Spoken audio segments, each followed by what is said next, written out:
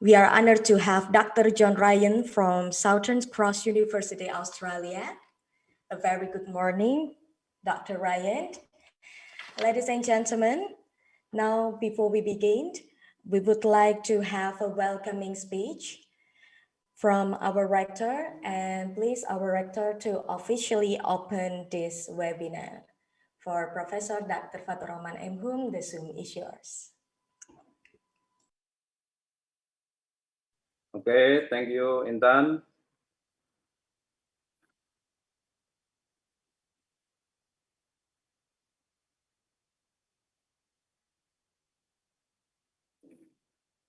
Bismillahirrahmanirrahim.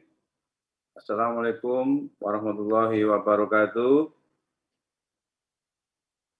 Alhamdulillah wa syukurillah la haula wala quwata illa billah. Allahumma shalli ala sayyidina Muhammad wa ala ali sayyidina Muhammad. Good morning, ladies and gentlemen. The Honorable Associate Professor Dr. Zainul Akmar Zakaria, Universiti Teknologi Malaysia, Dr. John Ryan, Southern Cross University, Australia, the head of Research Institution of UNES, Dean of UNES, all of participants for the collaboration of UNES Institute. I would like to express Alhamdulillah to Allah subhanahu wa ta'ala for his blessing and mercy that we could assemble in this good seminar that conducted by LP2M UNES. I would like to introduce, especially for the speaker, about the vision of UNES. UNES is to be a conservation university to get the reputation in the international. And we have the spirit, the host of science or the host of knowledge. And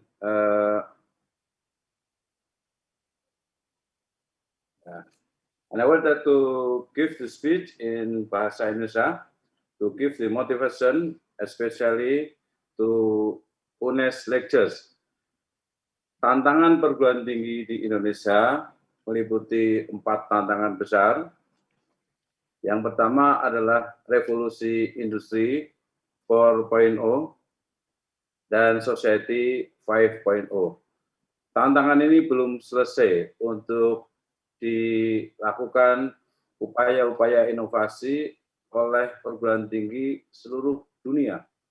Bahkan ada perguruan tinggi yang tergerus untuk kemudian di-merger dengan perguruan tinggi lain.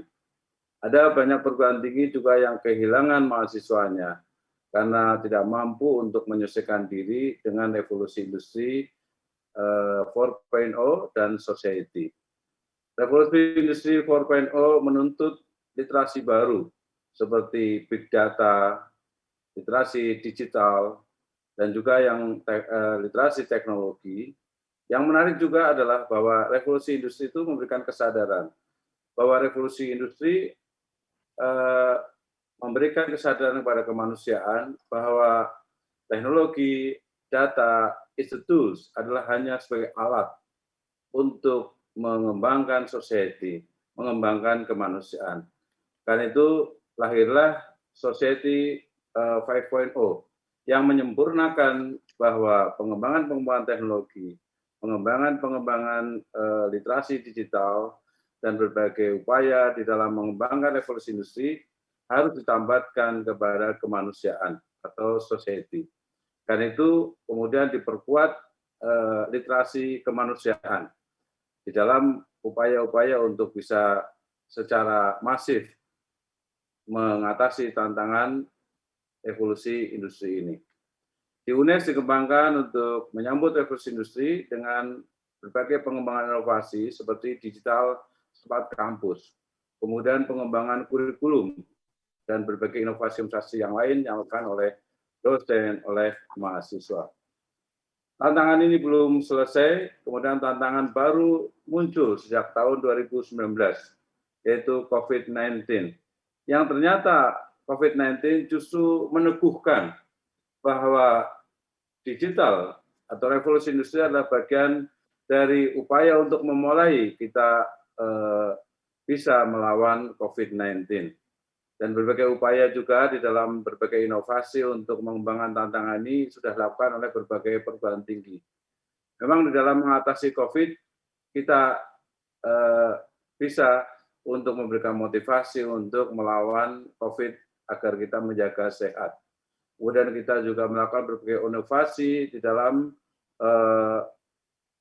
penyediaan masker dan juga di dalam pengembangan kurikulum untuk kita tetap produktif di dalam melawan COVID. Kita belum mampu UNES untuk menciptakan alat ukur seperti UGM dengan Genos atau juga dengan inovasi-inovasi lain, atau bahkan kita menemukan formulasi baru untuk vaksinasi. Tetapi kita menyiapkan vaksinasi untuk mahasiswa. Kita menyadari di dalam COVID ini kita tidak mampu melakukan inovasi yang bereputasi nasional maupun dunia. Karena itu kita perkuat masyarakat UNES dengan kita kebersamaan melawan COVID, dan kita juga mengembangkan social responsibility bahwa UNES memiliki peran di dalam melawan COVID. Tantangan yang perguruan tinggi yang ketiga adalah kebijakan pemerintah MPKM. Dan ini sudah disambut oleh seluruh perguruan tinggi, masuk UNES, dengan UNES menjadi kampus merdeka. Dan kita sudah mengembangkan kurikulum MPKM, serta juga satu-satunya perguruan tinggi yang sudah memiliki sistem di dalam penerapan MPKM dalam Tridharma perguruan tinggi di UNES. Tantangan yang keempat adalah perlunya standar mutu dengan standar yang tinggi melalui standar teknologi. Karena itu ketika barangkali Ketua LP2M memiliki inovasi hebat, tetapi kemudian HP-nya jadul, itu tentu tidak akan bisa memberikan sebuah kepercayaan. Ketika kemudian kita berkolaborasi, kemudian kita ditanya alamat emailnya di mana, dan alamat email kita tidak bisa diakses, kita dikasih email juga tidak bisa membuka, dan kemudian banyak sekali teknologi-teknologi sistem-sistem yang tersedia, kita tidak mampu untuk mengakses itu, maka standar kita akan menjadi rendah. Yang menarik adalah, meskipun teknologi itu tinggi, tapi di era ini, dengan adanya tantangan revolusi industri, dengan adanya COVID, maka sentuhan akan sangat berarti. Saya merasakan betul teman-teman yang terpapar COVID, ya, dosen atau didik, kemudian saya telepon, mereka begitu bahagia. Walaupun tidak bisa bertemu, kita harus bisa menyapa dengan sapaan-sapaan yang penuh dengan rasa cinta dan kasih sayang. Apalagi kalau bertemu. Kepada mahasiswa kita juga kita harus bisa melakukan sentuhan-sentuhan yang tinggi, high touch. Dan yang penting juga adalah juga di dalam tantangan perguruan tinggi itu, setiap perguruan tinggi harus bisa membangun namanya high trust. Trust yang tinggi. LP2M ini mengadakan sebuah kegiatan, dan tadi Bu Ratna menyampaikan bahwa yang hadir bukan hanya dari UNES, tapi dari perguruan tinggi lain. Ini artinya bahwa LP2M sudah memiliki high trust di kalangan perguruan tinggi yang lain untuk menyelenggarakan acara ini. Karena itu, mari kita bangun. Dan yang menjadi tantangan UNES adalah bukan hanya lembaganya yang dipercaya, karena banyak pendaftar untuk masuk ke UNES, dan kita termasuk ranking 3 besar untuk SNPTN, kemudian 3 besar untuk SBMPTN, dan kita juga banyak pesaing yang penerimaan mahasiswa di seleksi mandiri juga kita tinggi pendaftarnya. Dan sekarang yang perlu kita kembangkan adalah high trust untuk Bapak Ibu dosen. Kita sedang mengembangkan Bapak Ibu dosen terpercaya sebagai dosen. Bapak Ibu profesor terpercaya sebagai profesor. Karena belum tentu juga seorang profesor tetangganya percaya bahwa dia profesor. Dia seorang profesor ketika di grup WA belum terpercaya sebagai profesor. Karena yang diunggah adalah bukan unggahan yang membuat orang percaya bahwa ia profesor. Dan karena itu butuh reputasi. Karena itu butuh publikasi. Ya, publish or perish. Ilmuwan adalah dua pilihan. Mau publikasi atau mau mati. Kalau tidak publikasi, maka dia tidak akan bisa eksis. Dan orang tidak percaya bahwa dia adalah ilmuwan. Ini tantangan bagi UNES. Karena itu saya mengapresiasi 2M acara yang sederhana tapi sangatlah penting. How to write a book chapter and get it published. Saya sudah memulainya, menulis sebuah buku di setiap ulang tahun saya, insya Allah akan saya terbitkan. Dan ini menulis tentang ujaran kebencian. Kemudian saya juga bersama-sama mahasiswa ya menulis. Satu mahasiswa yang kuliah bersama saya ajak untuk menulis. Ya, kemudian diikuti juga oleh ada Bu Ida, ada Pak Tommy, mengikuti juga. This is the book chapter. Inilah book chapter. Satu mahasiswa menulis. Dan ini dipublish ya dari publikasi LP2M.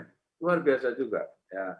Ini juga ada contoh ya bahasa sastra saya mendapatkan ini dari murid-muridnya Ibu Ida namanya. Ya, sudah terbiasa. Dan ini harus menjadi budaya baru yang kita kembangkan agar bisa UNES bereputasi dunia. UNES akan bereputasi dunia jika masing-masing dosen harus memiliki kesadaran untuk mempublikasikan visi UNES. Karena ini menjadi bagian yang penting, karena itu saya mengapresiasi kegiatan ini. Apresiasi pertama bahwa kegiatan ini sangat relevan dengan visi UNES. Visi konservasi harus direputasikan. Dan salah satu cara mereputasikan adalah dengan karya yang dipublikasikan. Kemudian ini juga menjadi bagian penting untuk publikasi dan reputasi perguruan tinggi. Perguruan tinggi itu bersaing, harus memiliki the global competitiveness. The key of the global competitiveness is the publish or perish. Mau publikasi atau mati. Kita tidak akan menjadi terkenal. Saat kita terkenal, maka rezeki akan berdatangan. Tukul Arwana itu bisa membuka perusahaan. Bisa juga membuka warung bakso. Semua yang dibuka oleh Tukul itu menjadi sangat laris. Padahal Tukul dengan saya lebih ganteng saya. Tetapi dia lebih terkenal. Karena apa? Publikasi itu teramat mahal. Ada lagi yang sekarang terkenal, itu orangnya gundul, memang badannya besar. Ya, agak kemakai sedikit itu. Deddy Kobuser apa itu ya. Itu juga sangat terkenal. Saya lihat penghasilannya dari YouTube. 1 bulan 1 miliar. Mengapa? Karena publikasi. Karena itu kemudian orang ingin menjadi the influencer, ingin menjadi orang yang memberikan pengaruh. Dia bisa berpengaruh kalau dia sudah mampu publish. Nah, yang penting juga adalah kesadaran diseminasi keilmuan. Ini penting, ilmu itu harus dihilirkan agar sampai kepada masyarakat dan masyarakat memanfaatkannya dari ilmu yang kita kembangkan. Dan hilirisasi keilmuan hanya bisa dilakukan dengan riset, kemudian publikasi. Publikasi itu adalah jarak terdekat antara riset. Masih jauh jarak nanti untuk bisa kebermanfaatan ke masyarakat. Harus melalui yaitu pasar. Harus melalui pasar. Seleksi pasar itu sangat penting. The market is the key. Menjadi kunci. Pasar itu menentukan apakah keilmuan kita mampu untuk terdiseminasikan dengan baik. Pasar kita ada the stakeholders, adalah mahasiswa, ada dosen, dan ilmuwan lain. Karena itu kegiatan ini saya juga berharap bisa mengembangkan kepakaran dari dosen-dosen UNES, dan itu adalah menjadi bagian SDM unggul untuk Indonesia maju. Selamat KLP2M yang luar biasa mengadakan acara ini. Saya dirayu oleh Pak LP2M untuk membuka acara ini. Karena itu tadi saya tergopoh-gopoh sedang melakukan sebuah kompetisi luar biasa, dan juga dari rumah selalu mengingatkan gitu. Kalau LP2M mengajak Ketua Dharma Wita sejak subuh sudah diingatkan harus membuka ya. Karena itu tadi saya tenis kalah Pak Wito karena nggak fokus.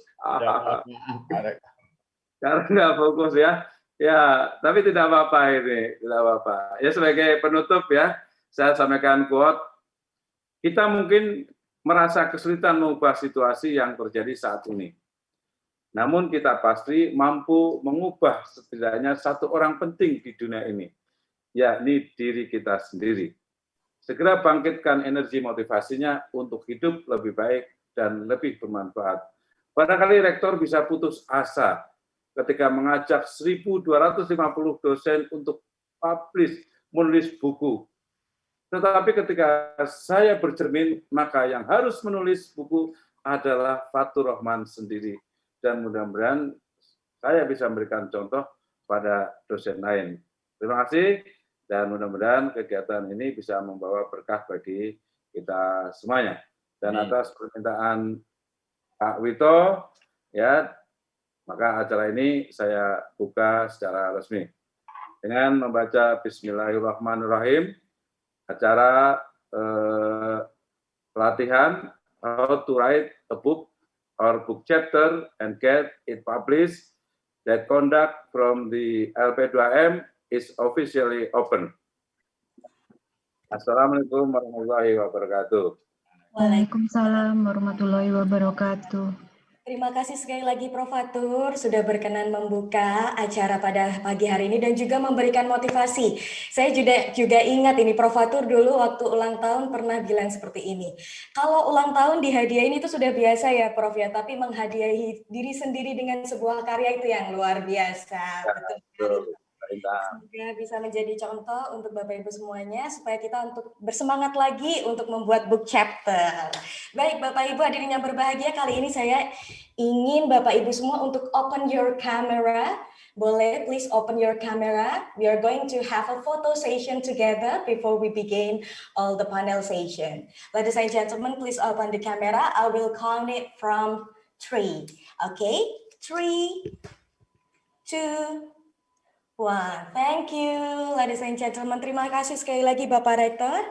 Baik, ladies and gentlemen, now we are going to have the panel session, and we have our moderator here. Ladies and gentlemen, let me introduce the moderator for this session. We have Mr. Arif Widiatmoko, SPD, MPD, PhD in Education, and I will introduce a little bit about him. He got his doctor program in the field of educational development at Hiroshima University, Japan, and he is now active as a lecturer in Science Education Study Program, Integrated Science Department, Fakultas MIPA, Universitas Negeri Semarang, and now he is doing a research and also community service. The topic of his research are computer simulation, conceptual understanding, misconceptions, learning media, assessment, and ICT in education. Ladies and gentlemen, without any further ado, let's move on to panel session, and please welcome our moderator, Mr. Arif. Yes, thank you very much, MC Mbak Intan. Assalamualaikum warahmatullahi wabarakatuh. Good morning, everyone. The Honorable Director of Universitas Negeri Semarang, Profesor Dr. Fatur Rahman MHum, the Honorable the Head of Research and Community Service Institute, Dr. Suwito Eko Pramono, the Honorable Invited Guest, Director of Postgraduate Program, Head of Institution, the Dean, Head of Department, Head of Study Program in Universitas Negeri Semarang, and distinguished participants from overseas countries and provinces in Indonesia. First of all, I would like to welcome you to this webinar on Zoom about how to write a book or book chapter and get it published by a reputable international publisher. My name is Arif Widiatmoko, and it is an honor for me to be a moderator for this speaker session. We all understand that the lecturer profession certainly has a lot of activities. Besides teaching, lecturer also runs Tri Dharma of other higher education, and one of them is being active in writing. For instance, textbook, book or book chapters, journal, or other scientific works. And today, our speakers will be sharing with us their expert about how to write a book or book chapter and get published by a reputable international journal. Hopefully, you will find the next 2 hours useful. In this session, we have two presentation or speech from our two speakers. The first speaker is Associate Professor Dr. Zainul Akmar Zakaria from Faculty of Engineering, University Technology, Malaysia. Good morning, Dr. Zainul Akmar. Selamat pagi. Selamat pagi. Okay, and then after that, we continue to the second speaker, Dr. John Ryan from Southern Cross University, Australia. Good morning, Dr. John Charles Ryan. Selamat pagi. Good morning. Selamat pagi. Okay, and then the time allocated for each presentation will be around 30 minutes. And finally, we continue to Q&A session. So, ladies and gentlemen, it is a great honor to have Associate Professor Dr. Zainul Akmar Zakaria together here with us this morning as a first speaker. Thank you for joining us in this webinar. We are very pleased to have you here. And Associate Professor Dr. Zainul Akmar Zakaria will be delivering presentation entitled How to Write a Book or Book Chapter and Get It Published by a Reputable International Publisher for Science and Technology areas for about 30 minutes. And before we begin, allow me to briefly introduce our first speaker, Dr. Zainul Akmar Zakaria, by reading his curriculum vitae. Dr. Zainul Akmar Zakaria is an Associate Professor of Environmental Biotechnology under the School of Chemical and Energy Engineering, Faculty of Engineering, University Technology Malaysia, or UTM. He currently holds the position of Associate Chair at a school as well as heading the UTM Bactech Research Group, where he works on biomass valorization and microbial technology. He has Scopus H index of 19, citation of around 1,200, and has published 2 research books, 8 edited books, and 16 book chapters, and one of his research book was awarded the National Book Award 2018 under the biochemistry category. At present, he has graduated 4 PhD students as main supervisor, and he is lead various national research projects with cumulative amount of around ringgit Malaysia 1.5 million, as well as involved as lead researchers in other projects with cumulative amount of ringgit Malaysia 3.7 million. And Dr. Zainul has acted as consultant for LGS Environment Australia, guest editor for special issue in 3 ISI Index Journal, evaluator for International Research Grant, Australia, South Africa, Saudi Arabia, American Chemical Society or ICS, visiting scientist to Argentina, Mexico, as well as program head of the UTM CONICET Argentine and R&D program from 2015 until 2018. Okay, now ladies and gentlemen, please welcome our first speaker, Dr. Akmar Zainul Zakaria. The time is yours.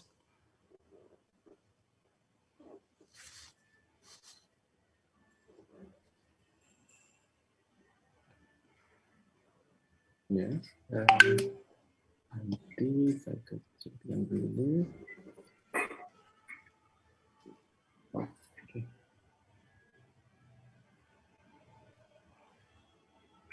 Okay, Assalamualaikum warahmatullahi wabarakatuh, and good morning dan selamat pagi ya. Salam dari Johor Bahru. My name is Zainul.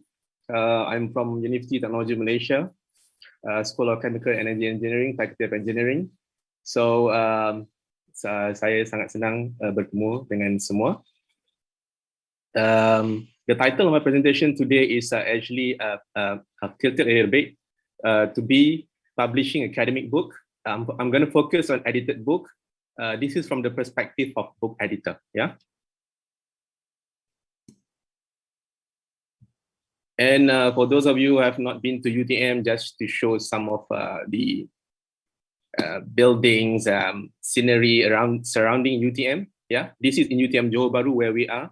We have 3 campuses: Johor Bahru, KL, and also in UTM Pagoh. All right. So, so why do we publish?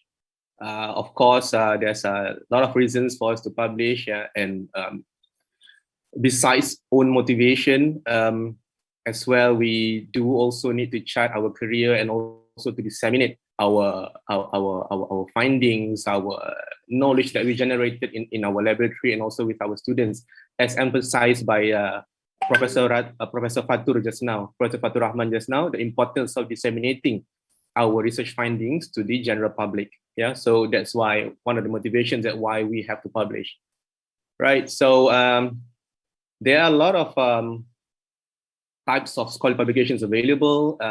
The most obvious one is definitely research journals. We also have conference proceedings. We have chapter-in book, original book, edited book, patent. Yeah, this is a form of your intellectual property where you can make can use it as to make offer services to others where you can get some fees from it. And also all of us, I think here have published a thesis in one way or another in our career, and also research reports. This is especially if you are involved in projects with the local authorities, government. At the end of the day, you need to publish some kind of reports. So for the purpose of this session today, I'm going to share, because the original title was how to publish a book. Yeah, so I'm going to share some of the step by step, if I can say it. But this is some disclaimer from me. This is actually purely from my personal experience working with getting some books to be published by one or two international publishers. Yeah? This is by no means how you should do it. This is just by my own personal experience only. Yeah. So the first one, maybe you can determine the types of academic book that you want to publish. Okay. So from previous slide, you know that you can publish either research book, you can publish edited book or textbook. Monograph, how do you define the monograph? Monograph is that the one who are less than 50 pages. Okay, if it's 49 pages, it cannot be called a book. It will be classified as monograph. Normally, this is a very concise collection or reporting that something that you need to get it fast to the public. Yeah. So for this purpose, I'm going to share about edited book. So basically, you can classify it into 4 basic phases, if I can call it. Yeah. I just actually make this slide 2 or 3 days ago. So, and this is the new slide actually. So this is what came up from me. So I just put it as initial planning, number 1. Number 2 is before publication. Number 3, during publication. And number 4, after publication. Why? Because at the end of the day, I would like that all of us later would be able to have or to be the editor, either the co-editor or the lead editor for an edited book, so that we can also contribute back to the society, yeah, based on the knowledge that we generate in our, either from teaching or from our research. All right. So if I can just put it like when you're in a race, initial planning is when you set your goal, you plan what you're going to do with this. This is just a cover photo. All right. So initial planning, I would like to suggest to include 4 of these main activities. Number 1, here is the stage where you identify your area of the book, the theme of your book, as well as the title of the book. Why this is important? Because this will form the basis for the contents of each chapters of your book later. Yeah, since you are doing an edited book, definitely you will work in a team as an editor, so that there's no way that you're going to work as a sole editor. Yeah, you can, yes, if your number of chapters is not much, but if you are working with 20 or plus chapters, definitely you need your co-editor. So this is the stage that you also need to identify your co-editors. And also, once you have pooled your co-editors together, then you can start to discuss, to draft the content of your book and identify potential corresponding authors, which is very, very important in this stage. Okay, so the last stage in this one is after you get some feed from the corresponding authors, to get their feed whether they are willing to contribute or not, then you confirm the list. Okay, because at this stage, the target is to assemble your team of authors, okay, including your co-editors, right? So maybe some that you can do is, for example, number one, how to identify the area. Okay, let's say you are going to one particular publisher. Okay, you go to the book section, go to the publishing or book publishing. You click on this subject matter area, and the whole area of scientific area that you can choose from. You can proceed from there, and always remember that it is best to publish within your area of expertise. So only you know you fall within which area. And then, for example, I'm giving here, after you choose your area, you focus on, let's say, for example, environmental sciences. You click on the environmental sciences, it will be given a lot of themes that you can choose from. All right. Then from there, you click either one, then you can choose types of title already published. This is very important because when you submit your book proposal later, the editor, the section editor from the editorial house would want to know how your book is different from the one who are already being published. Yeah, because this will determine, number one, the sellability of your books later. All right.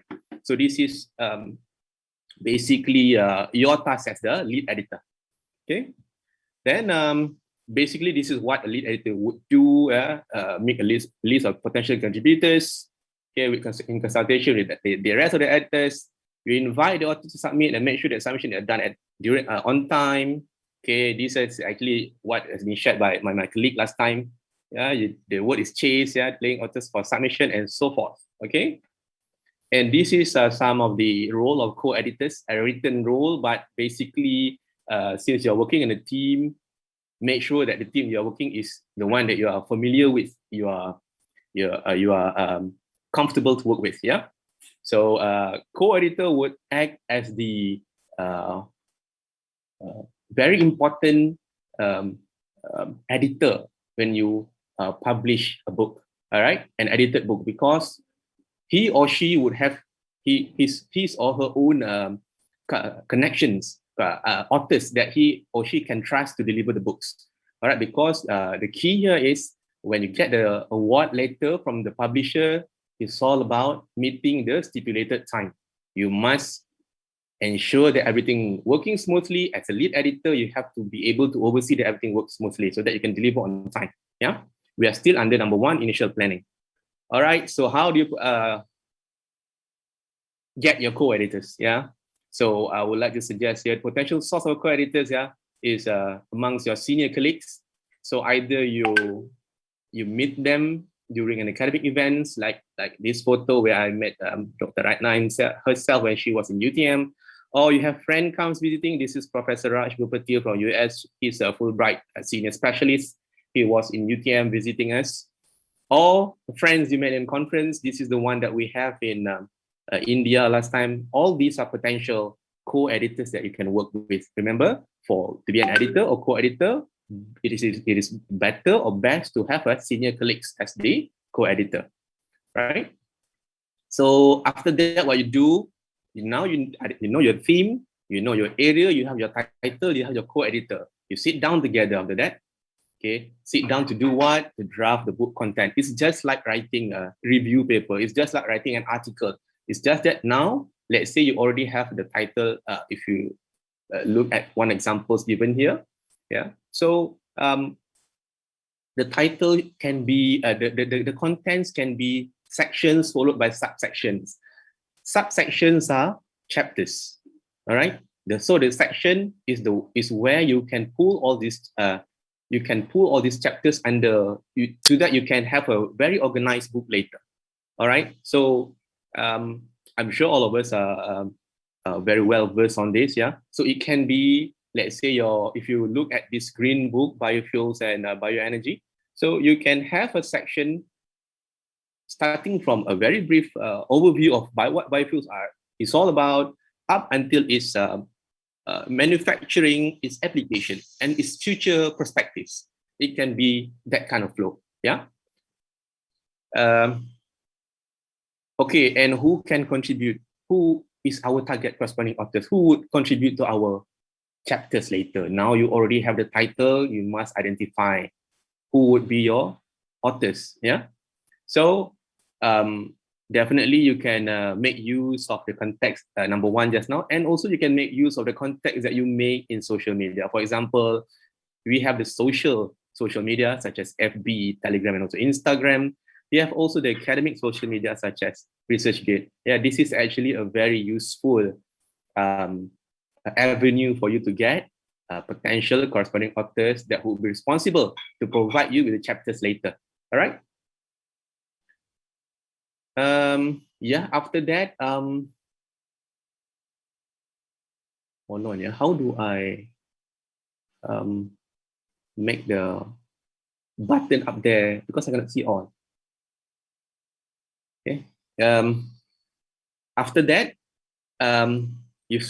you identify the author, you send email to them, invitation email. Just say that, do I have an example for it? No, I don't have. Just send an email to them saying that you're going to start a book project. You have 20 chapters and you have been identified as one of the authors for this particular title. Would you like to contribute? The answer is just at this stage it's only yes or no, and if yes, please provide your title. Okay, and also if yes, you also might want to ask from them the abstract at this stage also. Okay. So it is always good to have your own. I cannot see the whole of my slide because oops. You have your own checklist. All right, these are the suggestion or what you can have as checklist later. Yeah. So 1, 2, 3 is your role as lead editor. Number 4, when you start to plan, this is where you need your co-editors. Okay. Number 5, you identify corresponding author. You also need your co-editors. Sometimes your co-editors also has his own colleagues to as a potential corresponding author. This is very important for you. It makes your life easier. All right. So you send invitation email as well as number 7, compile list confirm corresponding author. All right, that's number 1, initial planning, takes care of initial planning. After that, what do you do for? This is what I can categorize as before publication stage. All right, this is where if you are running in a race where you're waiting for the starter, okay? Starter to blast his gun, all right, before you can run the race, all right? Why? Because at this stage, your target would be at the end of this stage, you want to be awarded with a book publishing contract. So what constitute the activities here? Say number 1, after you remember you have all the list of authors and titles, you can start to initiate communication with the topic editor. Okay, this is in the publishing house. Number 2, you can complete the book proposal form. Okay, number 3, finalize list of chapters, authors. Why? Because in between your communication with topic editor, it is not very difficult to find. Some of the authors would send you an email. I'm sorry, but I have to withdraw from submitting a paper. It's my chapters because such and such. Okay, that's why this is the stage where you need to find a list of chapters, because this is the stage where you're going to submit your book proposal to the topic editor at the publishing house. All right. So number 4, it is always sometimes required for you to prepare one sample chapter. So how to prepare sample chapter? The easiest way is look at one sample chapter which has been published by the publisher for you to get the feel on the formatting, the content, and such, and the reference style. Yeah. So at this stage, for me, the target is to be awarded with a book publishing contract. Have to have this as a target. Okay. All right. So remember the theme, title, the theme also the title. You're also gonna find at the publishing house webpage the book section with the books editor. So you choose the section editor as listed in the contact us tab. Normally it is always at contact us. Okay, you draft your email and start communicating. Okay, and either after communicating with them, he or she will provide you with a book proposal form, or you can download the form yourself from the web page itself. Yeah. So what to do with this? Or to publish a book, either you can contact the series editor, Oops. Or you can book session contact the book series editor. Okay, because normally there are different kinds of book published. Either it's a standalone book, or it falls under a series, aptly themed series, which has been determined by the publisher, which has its own editor, where you can contact them directly. Okay, so here, for example, the person is termed as responsible editor. So much so that you're going to be easier for you if you happen to know the responsible editor of something, you have met him in some conference or something, you have changed emails, yeah, you can make your life very much easier after that to publish a book. Then you start to complete the book proposal template. Yeah, it depends on the publisher. So the requirements might be different. Yeah, for I'm just showing two here. One is Elsevier from Netherlands. One is Germany-based Springer. For Elsevier, normally it would require abstract only. For each chapter, it would require list of corresponding authors and then abstract, full abstract, including of table of contents for the abstract, right? Then for Springer, if I'm not mistaken, it's listed here. Yeah, it won sample chapter.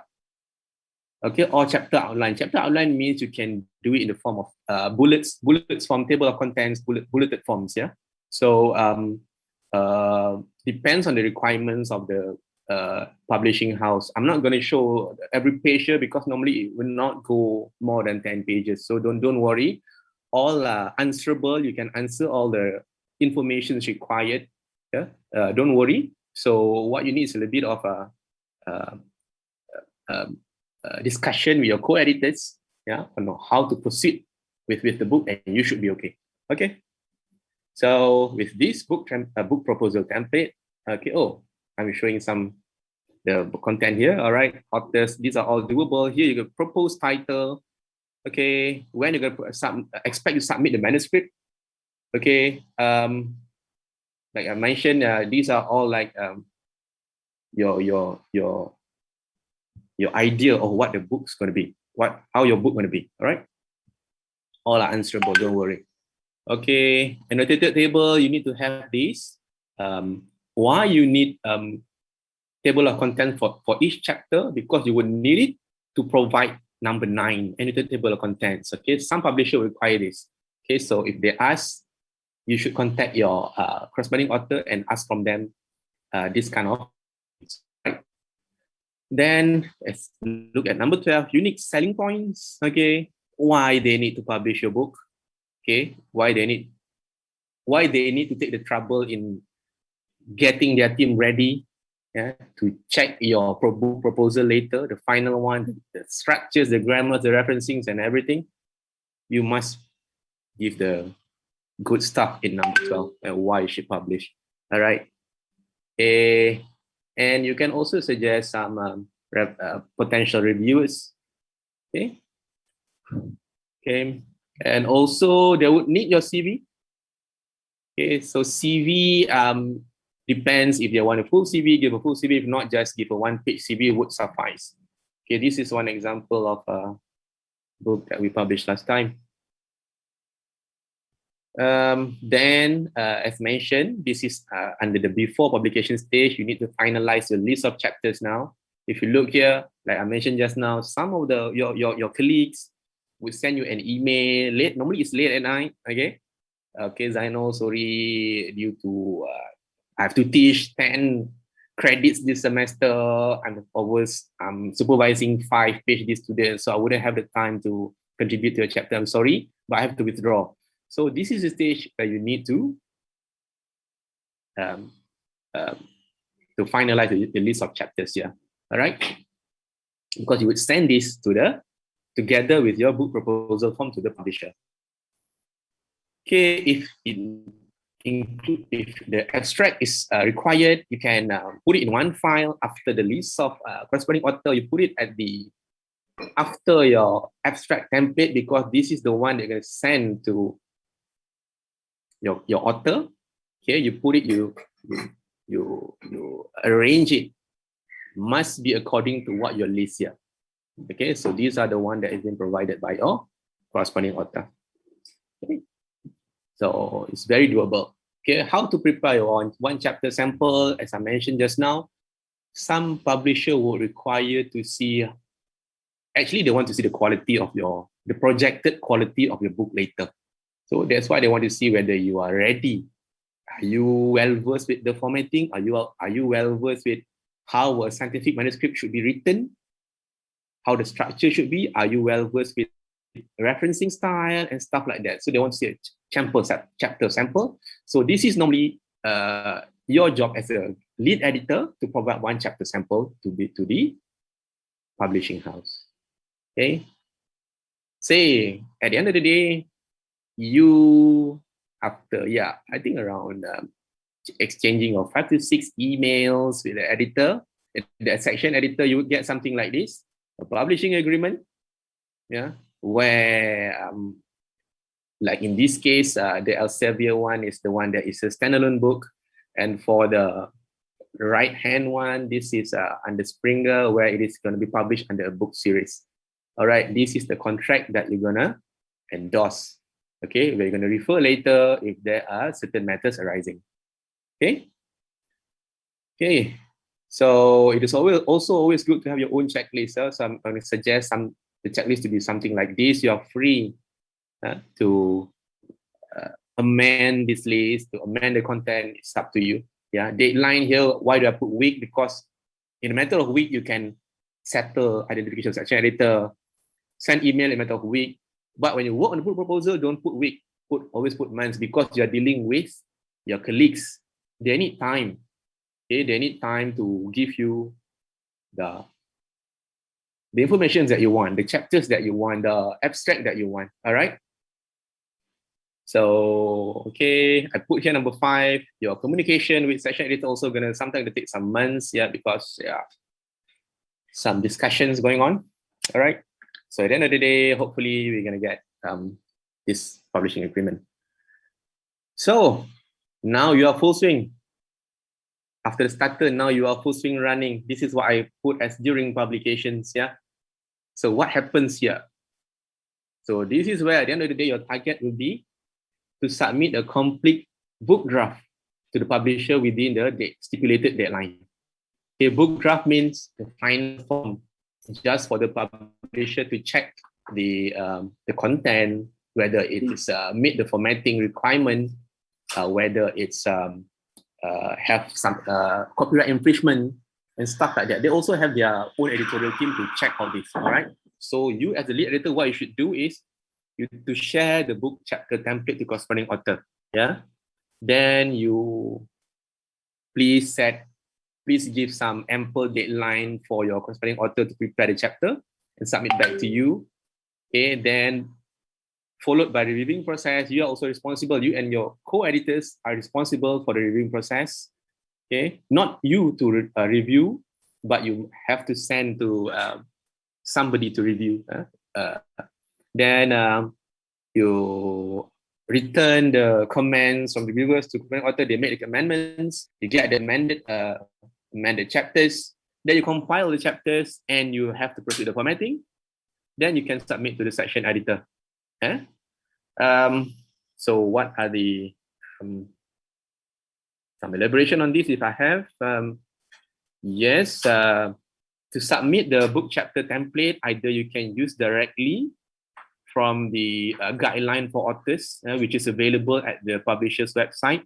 Okay, this is a normal one. Okay, sometimes it's going to be like long, 7 to 8 pages. You have lost track sometimes. So if you ask me, I would prefer the old school way. To look at the most recently published book chapter by the publisher, at the same publisher. You can always look at the formatting, the size of the fonts, how they do it. You can just follow the style. Okay. So for the authors, don't worry about this, about spacing. It will be done by your co-editors and also lead editor later. What you just need to make sure that we as the editor would have a good manuscript for us to proceed with formatting and final checking. And also chapter submitted by corresponding author, amended chapter, yeah. Okay, all right, example. Then when you get the chapter from your corresponding author, you send it for review. This is actually a form that you can do yourself. There's no specific types of format that you need to follow. It's just that you just have to make sure that at the end of the day, your form can be used by your reviewer for them to make their judgment, for elaboration. And also, if people ask, can I see your reviewing form? They can also say that the process of reviewing has been carried out thoroughly. Yeah. So this is an example of a reviewing form that you can share with your reviewers. And reviewers can come also from your colleagues. Yeah. So you can send this email to them, send the chapter, send this email to them, and ask them to review and return. 2 weeks, 3 weeks time. Okay. It is very much doable. Okay, the reviewing process. This is where the role of your guest editor, co-editor. COE is co-editor. Yeah, LE is you lead editor. COE is co-editor. Is very important.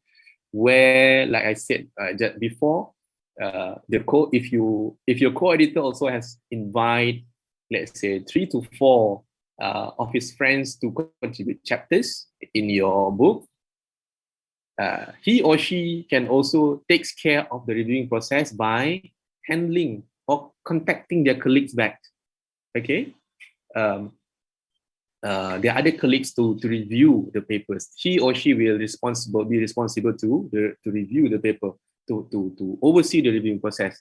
So what happens? You don't have enough number of reviewer. Normally, you require two reviewers would suffice. Three would be better. Okay, let's say you only have one after 1 month. So most of the time, okay, you can do the reviewing yourself. Okay, you can review the quality of the book chapters yourself. All right, so no worries. Okay, this is one example of I cannot see the writing over there because it's that's the button. Okay, I think this is about amendments from corresponding author. Yeah.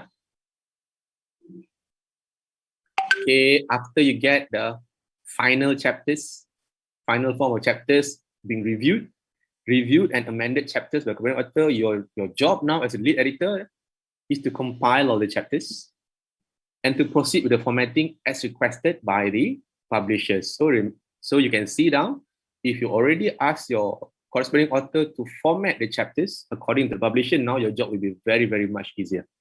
Okay, you just need to compile, but the list of contributors is the one that you need to yourself. The table of contents, you need to do it yourself. Yeah. Then also good to have the similarity index. You can use Turnitin to check the similarity index for your chapters. Okay. If not, if you don't provide it now, the publishing house will, the publisher would request it later. Okay. The same thing. You better when you submit the book proposal, your book draft, you already have this with you. Okay, now you're ready to submit, right? So, what then? Satisfactory. Can we be like this guy? Satisfaction stage, or you can be celebrating now like this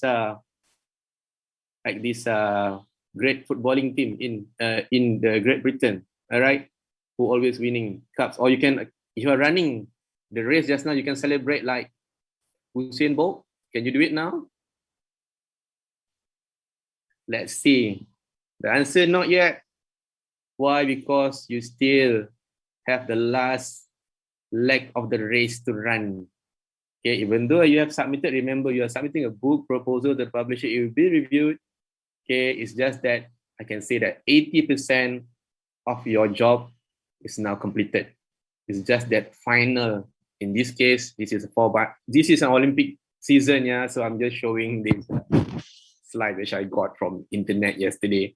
All right, the last 100 meters is where you are now. I put it as after publications. So here is you will receive comments from editorial office. Okay, so from this comment, you would use it, you share it again to corresponding author to make some final amendments, yeah. So again, you have to compile all the amended chapters, send back to the editor office. Then here, the editor office will send the CTP, consent to publish, or the CTF, copyright transfer form to the corresponding author. Normally, you get the CC, or they will send it to you, and you should contact the corresponding author yourself for them to complete the CTP or CTF form. Again, CTP is consent to publish, CTF is copyright transfer form. Then you do number 4, you do number 5. Okay, number 5 is normally where you can celebrate now. Okay, you get a notification of acceptance from editor office. Then number 6, you get the page proof to corresponding authors. This is now between publisher and corresponding authors. They will contact them yourself. You just now sit back and enjoy what is happening now. Number 7 is the final version of our book. Now it's now available. Yeah, because at this stage, your target is to get final version of your book published, either as online or printed version. Okay, some example of the comments from the publisher for the final draft of the book. Yeah, normally they will also want to clarify. This is a clarification stage only. All right. Then these are the example of the CTP form. Okay, and what you as a lead editor, this is the example of the CTP form sent to you as the editor, which you need to send to the corresponding author for each chapters. So you need to have a very good folio of all this. Then after that, the final details, you'll be assigned some handling editor from the publishing house who would now tell you that your book is now ready for publication process. You use a big line here, you just say yes, happy, all right? Then after that, finally, you can share the good news to all your corresponding authors. Okay, that our book that you have start the process quite some time ago, normally up to 6 to 9 months, is now available with such and such reference. You can with the citation style ready, ISBN ready, and this is where you thank them. Okay. So now finally you deserve your celebration. Yeah, and you can go for a good well-deserved break. This is all our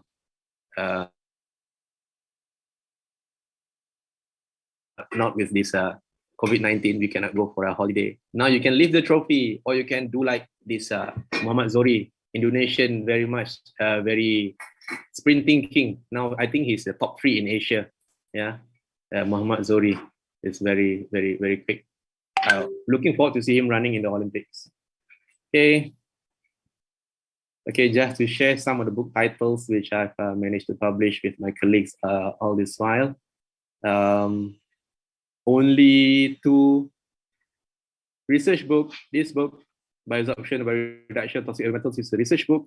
And also this one from Springer, also a research book. The rest are all edited books. Yeah. So the take-home points here, it is very doable. And it is more like a satisfaction to you as academics and researchers. Don't worry, waste time. So I'm just going to share some of the motivation why we publish and why should you continue to publish books. Okay, along the way, alhamdulillah, you have the rezeki, you get some reward from it, from your previous colleagues. And also for me, one of the motivations for me to publish all the books, either research book or edited book, is to have one of the books being utilized or being digested by readers such as this guy. This is actually one of the researchers from Bolivia who in my lab last time. His name is Dr. Richard Puyiro.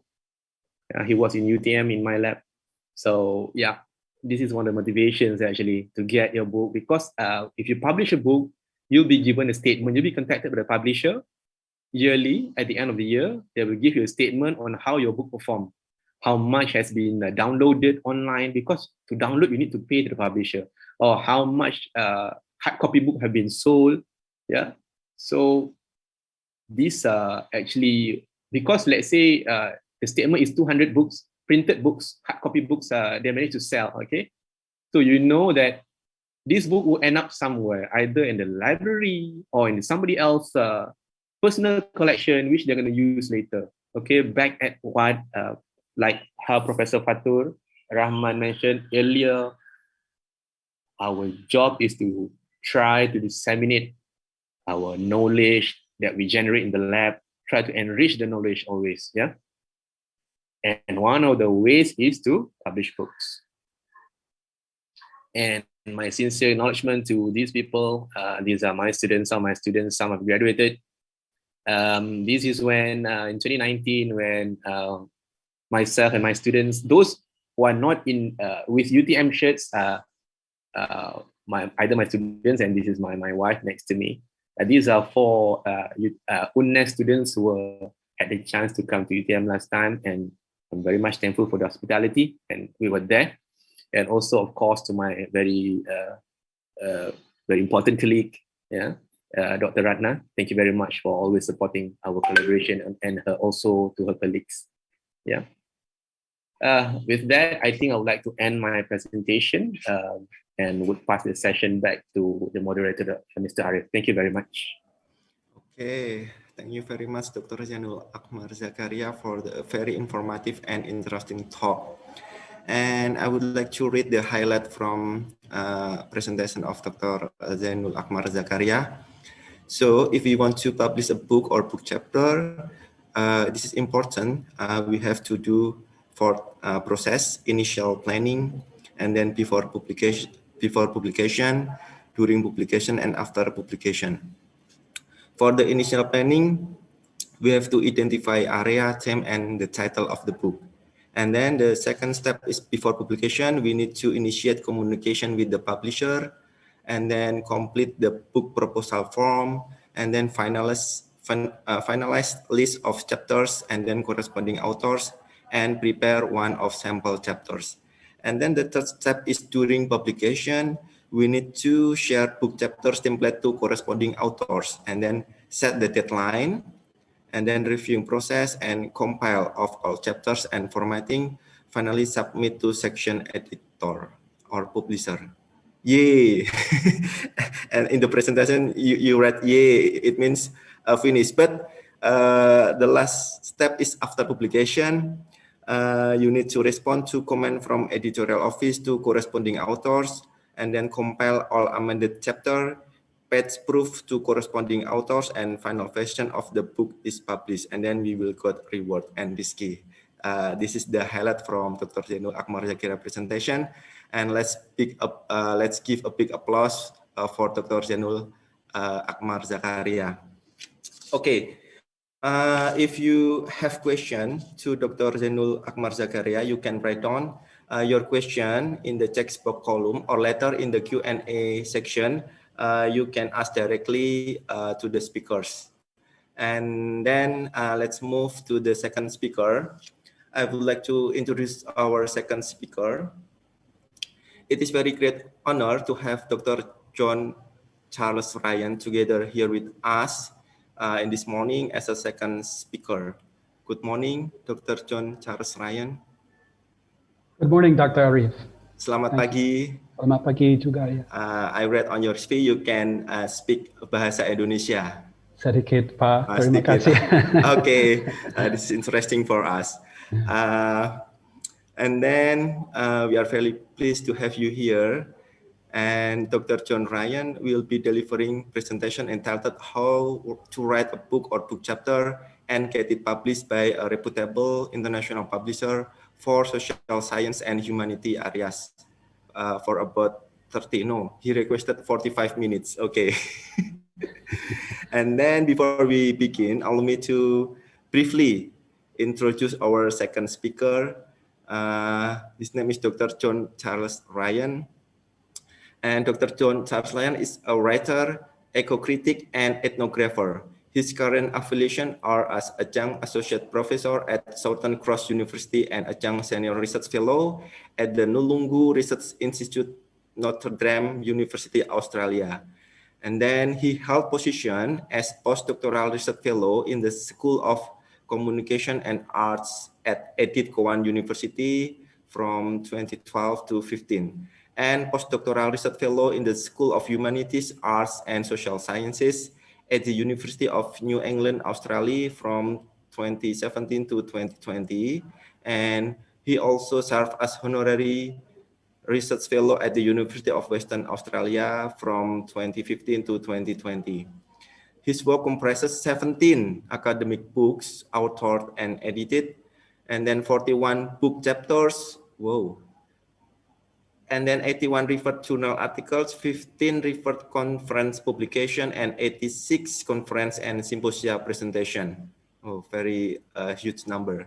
And then he also published in high impact journal as Educational Theory and Philosophy, Australian Humanities Review, Continuum Environmental Humanities, Environmental Philosophy, Interdisciplinary Studies in Literature and Environment. And then Global Media Journal, Oral History Australia Journal, Media International Australia, and TEXT.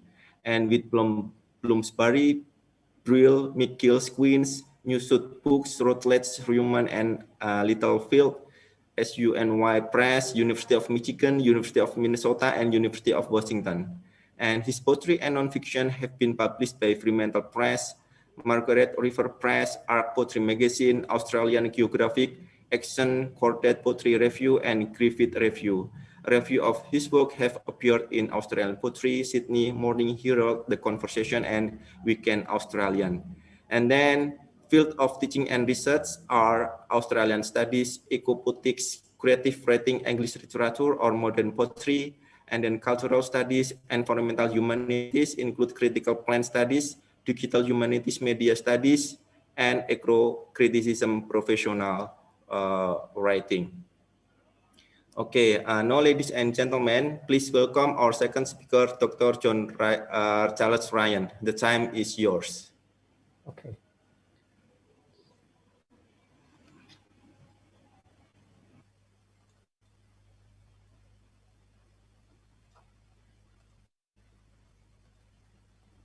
Okay, thank you so much, Dr. Arif, and Dr. Ratna, and UNES, and the Research Institute at UNES for this opportunity to speak about publishing books and book chapters with reputable international publishers. And I'm going to give you a perspective from the humanities, arts, social sciences, and education. So my background is mostly in the humanities and arts field. And some of what I'll present connects well with what Dr. Zanul has presented already, but there are some different conventions within the humanities that are worth being aware of. So you want to write a book, your own book, or perhaps a book with other authors, or you feel that you need to write a book. In fact, many people have an inner desire, a kind of inner compulsion to write a book. So where do you begin? And I think there are at least two questions to ask yourself as you're getting going on this journey is, why do you want to write a book? And what kind of book do you want to write? Now, the second question is especially important because within the academic genre, there are many kinds of subgenres of academic books.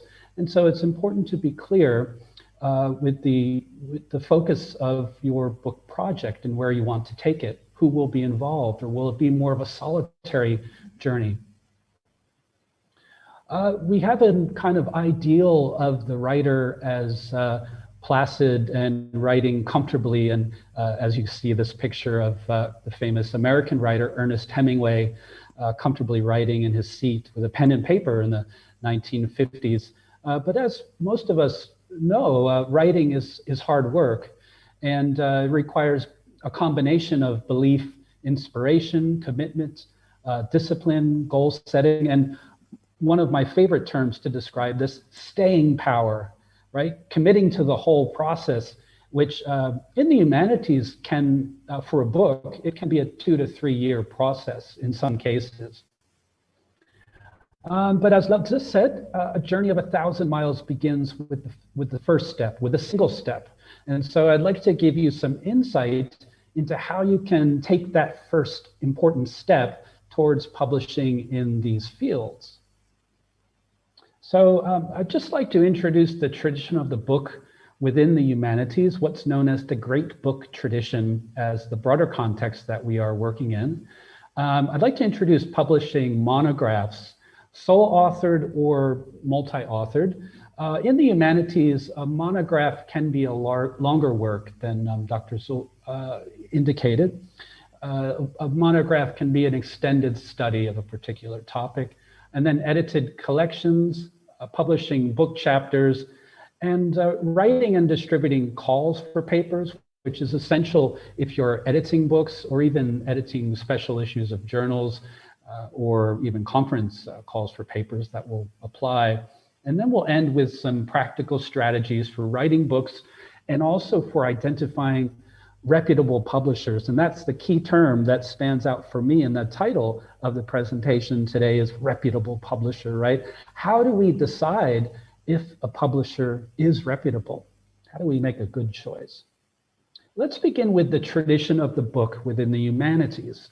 And the Great Books tradition is described by some critics as including anywhere from 50 books to 2,000 books that have been central to Western humanities.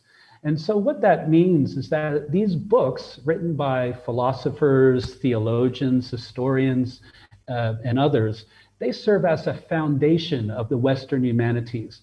Now, by humanities, I mean literature, philosophy, theology, history, art, and other fields. But I also want to say this is relevant to the arts, the creative arts of creative writing, visual art, and so forth, but also to the social sciences of anthropology, sociology, and other fields, as well as to education, right? So the great books are foundational to academic study in these fields. And they're foundational because they're regarded as significant to understanding the human condition and modern problems, even though they may have been written millennia ago, for example, by a Greek philosopher, by Aristotle or Plato. They still are regarded as pertinent to the situation today in the world. Now, many scholars in your fields, modern or contemporary scholars, have written in-depth studies of those works. And then their studies go on to become important in your fields. So, for example, maybe if you're in the field of philosophy, you read a secondary study about Plato's works. So that's why the Great Books tradition continues to inform the scholarship that's done in the humanities and other fields. And these secondary studies, these contemporary analyses of those great books can become classics in their own right in the fields we work within. And so the idea is when you're publishing a book chapter, or an edited collection, you're expanding and contributing to that scholarly tradition of the book within your field. Let's begin with a monograph and publishing monographs. A monograph in the humanities context is a single volume work that provides an in-depth perspective into a specialized area of knowledge. It contributes to debates within your field. And that's why it's specialized, because those debates may not be understood by academics outside of your field, and certainly they will be difficult to understand for the general readerly public. Now, a monograph expands or contributes to ongoing scholarship on a particular topic. They're written for academic audiences. They are self-contained. So all the argumentation within the monograph is self-contained. If you are within that field, you should be able to pick up the monograph and understand it, its logic, its flow, etc. And most importantly, these monographs are typically stocked by academic and research libraries. So you, as a rule of thumb, you won't find a scholarly monograph for sale at a popular bookshop in town, but sometimes that rule does break down. So why are monographs important? I think the reasons are similar for in the technical fields as they are in the humanities, arts, social sciences. There are the academic rewards for tenure and promotion. Having a book, either a monograph or an edited collection, helps with your application process. A monograph helps also to identify the impact of your research. Now, impact assessment is becoming more important within universities, and having published a book is one good indicator of impact. It means that your research is able to reach a broad audience through the medium of the book. Grant applications are often enhanced through the publication of a book or book chapter, and this can impact the distribution of research funds, which is very important in a, as we know, very competitive academic world of today. But there are certainly other reasons, and these have to do with dissemination of knowledge. The book in some way is a more stable form long-term. I'm talking about centuries, decades, long-term. Our books may still be on those library shelves next century, whereas articles, although they may have digital object identifiers, I think there's a sense that they're perhaps less stable in the long term in the humanities context. So there's a dissemination of knowledge. There's also personal and professional fulfillment. Writing a book is extremely time-consuming and challenging, and there are lots of ups and downs that you encounter. If you've written a thesis, you know that that's certainly the case. So once you break through the other side and have published that and have that yay moment, you can relish in that personal feeling of fulfillment. So I'd like to give some examples from my own background publishing books, monographs in this instance. This is the first one that I published. It was an adaptation or a modified version of my PhD thesis, which I wrote in Australia. I completed the dissertation in 2011. I wrote the dissertation with a book in mind. So I was able to convert the dissertation into this book relatively painlessly. And so this book covers elements of philosophy and an area of philosophy known as aesthetics, and also literary studies. Now, I published it with a very small startup press called True Heart. And the reason I did it is because they were specializing at the time in this area that I work within, which is called the environmental humanities. And so I felt comfortable working with them. In hindsight, I could have gone with a more reputable, better known press, but as a first port of call, I found it to be a good experience, and the production value of the book was high with the hardback cover, fairly good distribution as well. I went on to publish 3 books in a row with a press called Common Ground, based in the US. As far as ranking of the press, it would be sort of in the lower third of humanities book publishers. But that was okay with me because once again, I found that the books were of good quality, they were peer reviewed, and they weren't distributed very well to the library system. But as far as getting my book publishing activity going, they were good for stimulating that. And here's the second in that installment called Being With, once again, an interdisciplinary book in the humanities, and then the third and final installment with that press called Common Ground in the United States.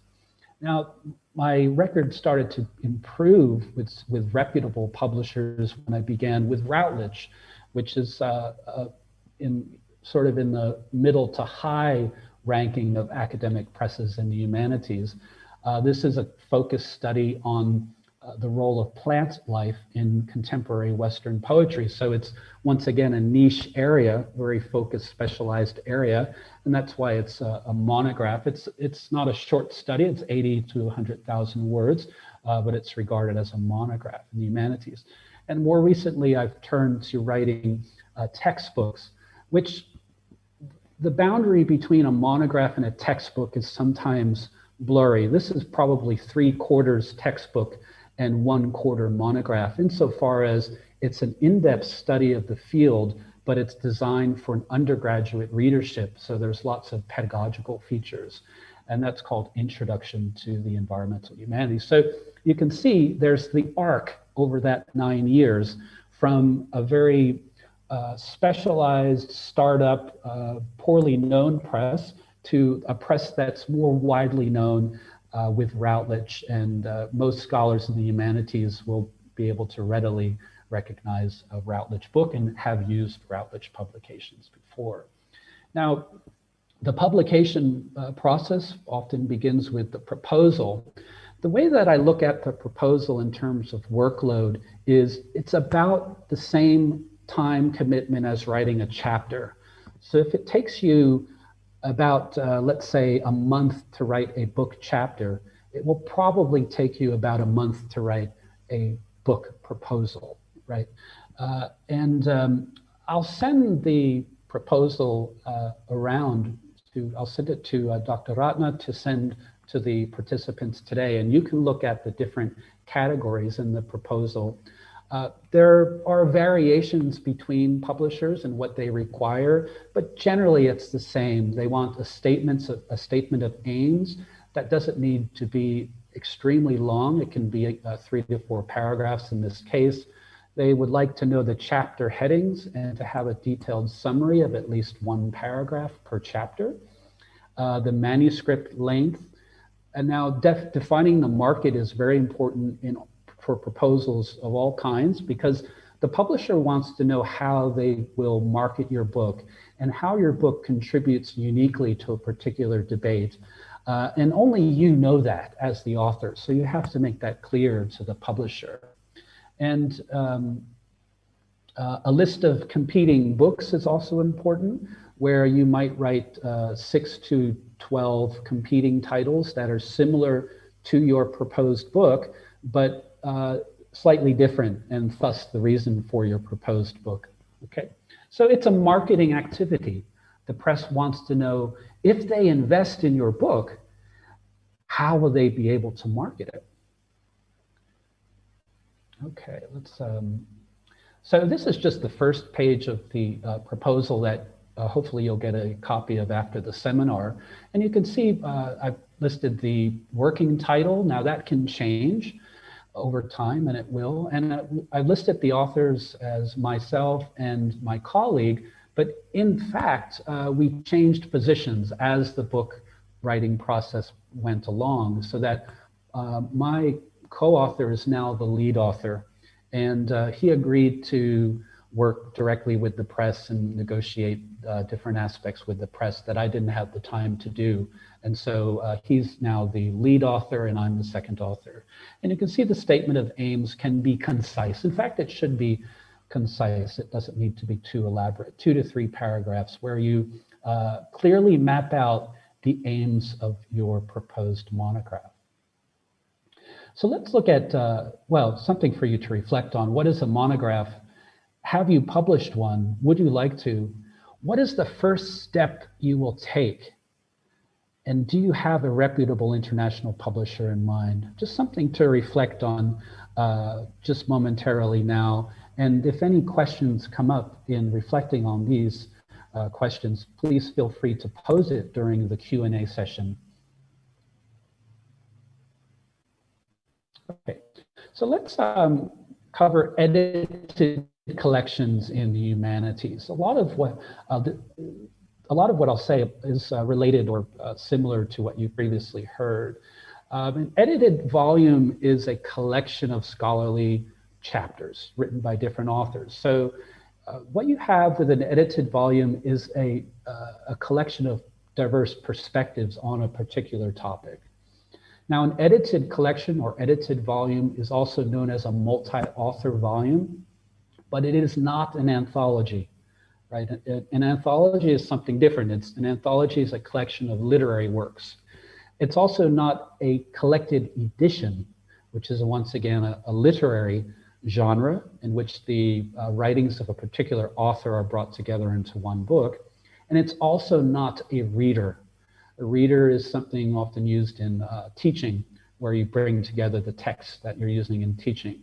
So I've seen that anthology, the term anthology is sometimes used interchangeably, but it is different. So edited volume or edited collection is the preferred term of those. Now, this is the first that I published in 2016. I think we had 16 chapters. I worked with 3 editors, and the book publisher is called Lexington Books. Now, Lexington Books isn't what's known as an imprint of the press called Rowman and Littlefield. Now, Rowman and Littlefield is well regarded in the humanities. And so because Lexington Books is an imprint, like a division of Rowman and Littlefield, I felt confident in this particular publisher. In fact, they did a good job with the production value of the book. It's a hardback book, and it's stocked in many academic libraries.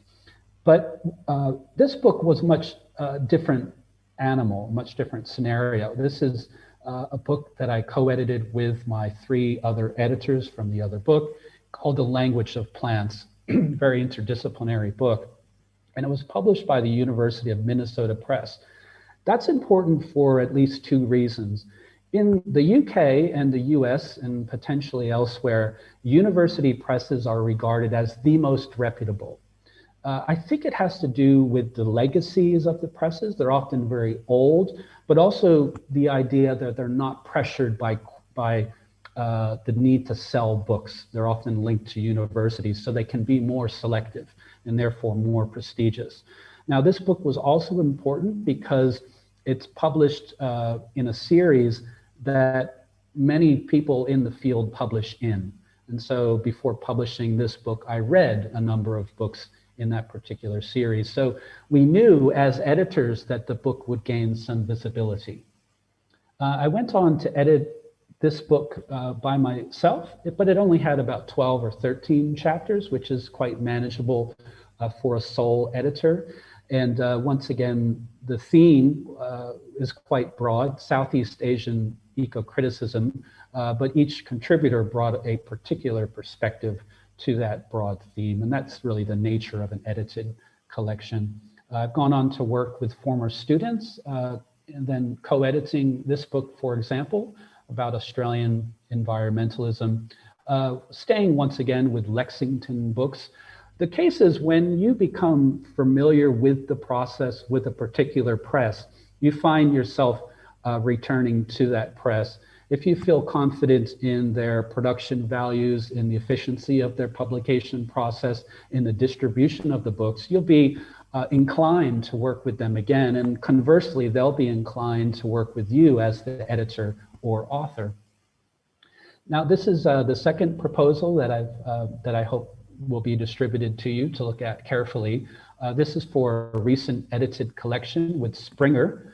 The particular division of Springer is Springer Nature, and their office, as I understand it, is in Singapore. So, you know, the mechanics are more or less the same across proposals.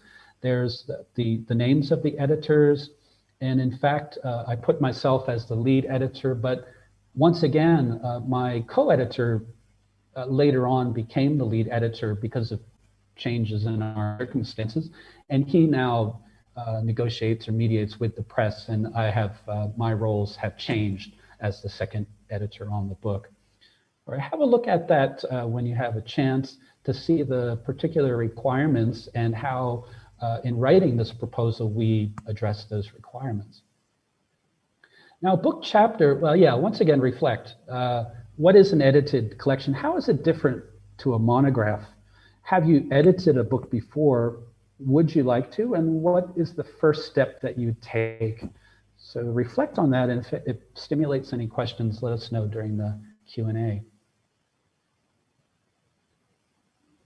All right, now for those who are starting off their publication journey, publishing a book chapter is a good intermediary between publishing journal articles and publishing books, because you get insight into the book publication process by publishing a chapter, but you're not wholly responsible for that process. The editor will be responsible for negotiating with the press, writing the proposal, preparing the manuscript as a whole, and so forth. A chapter, yeah, it's a main division of a piece of writing. The same as in a novel.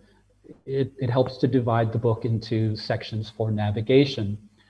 A chapter is a good organizing block. If you're planning a larger project, going from chapter to chapter is a good way to make the project manageable and less overwhelming.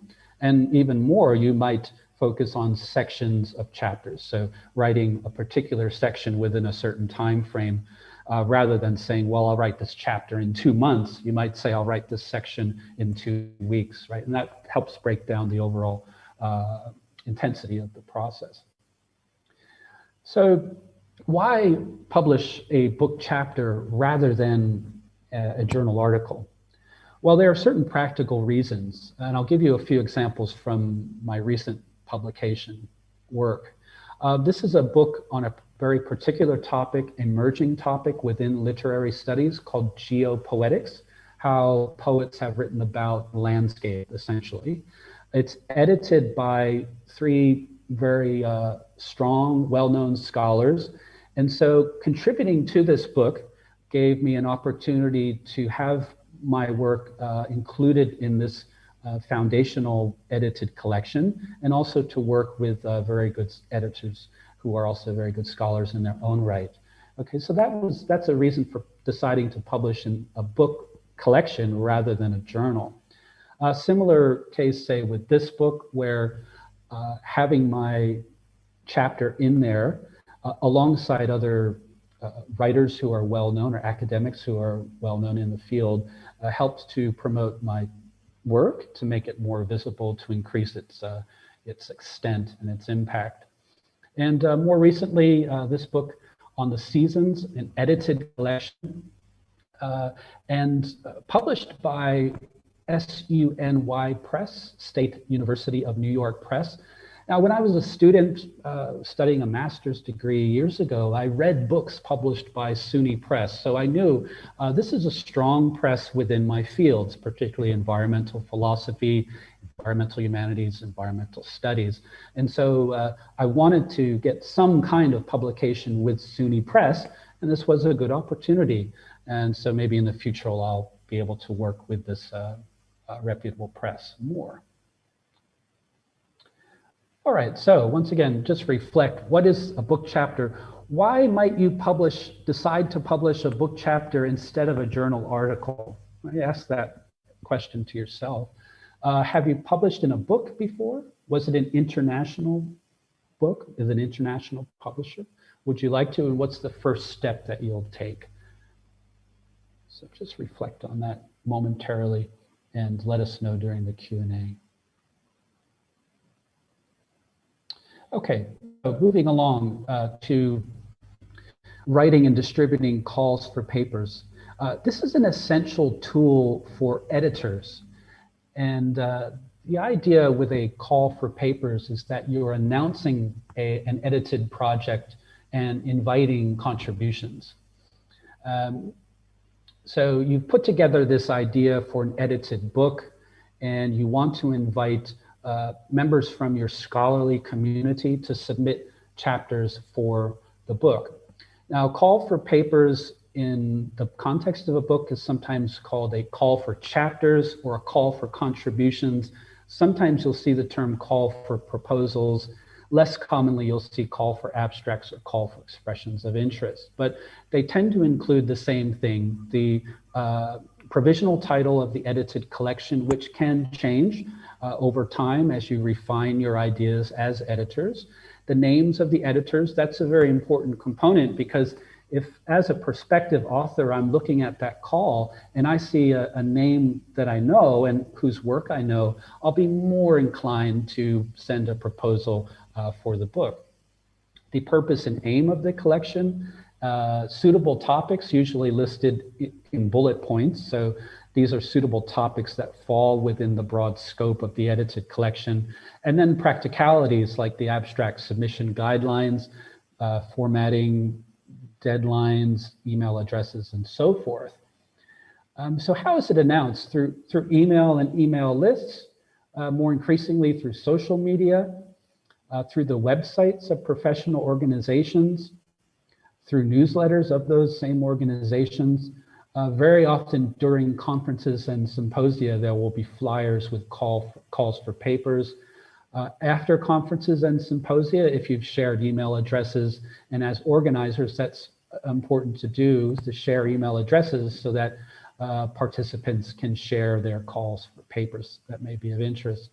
Around campuses, you sometimes see calls for papers, but it also they're also distributed through word of mouth and in-person networking by the publishers themselves, right? So if an editor has proposed a collection to a publisher, the publisher will sometimes then solicit contributions.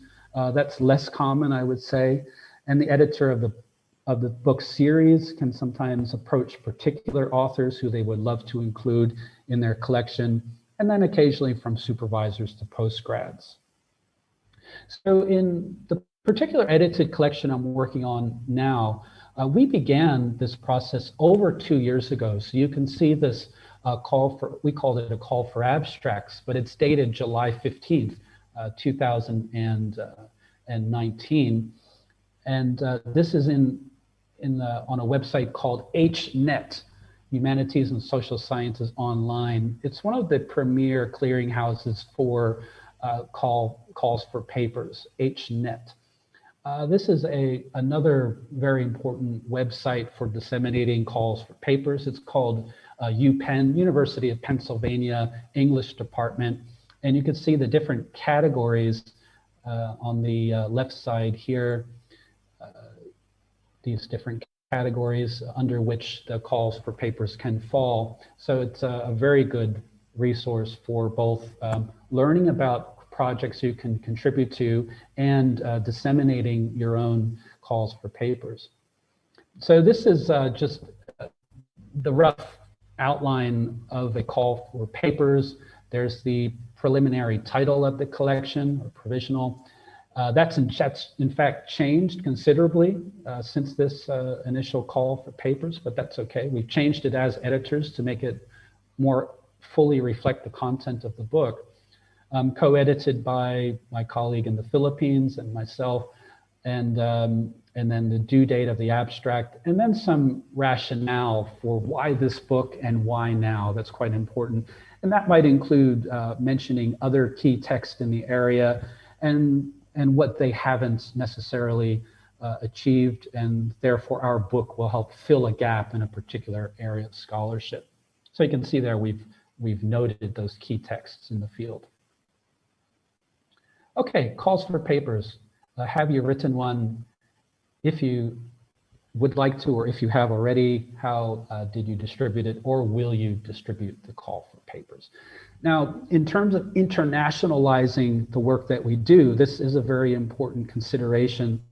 We can send our call for papers to the colleagues in our immediate universities and where we live and so forth, but to internationalize those calls for papers and therefore internationalize the edited collections and journal issues that we do, sending it to websites such as HNet or UPenn or others that are particularly strong in your fields is quite important.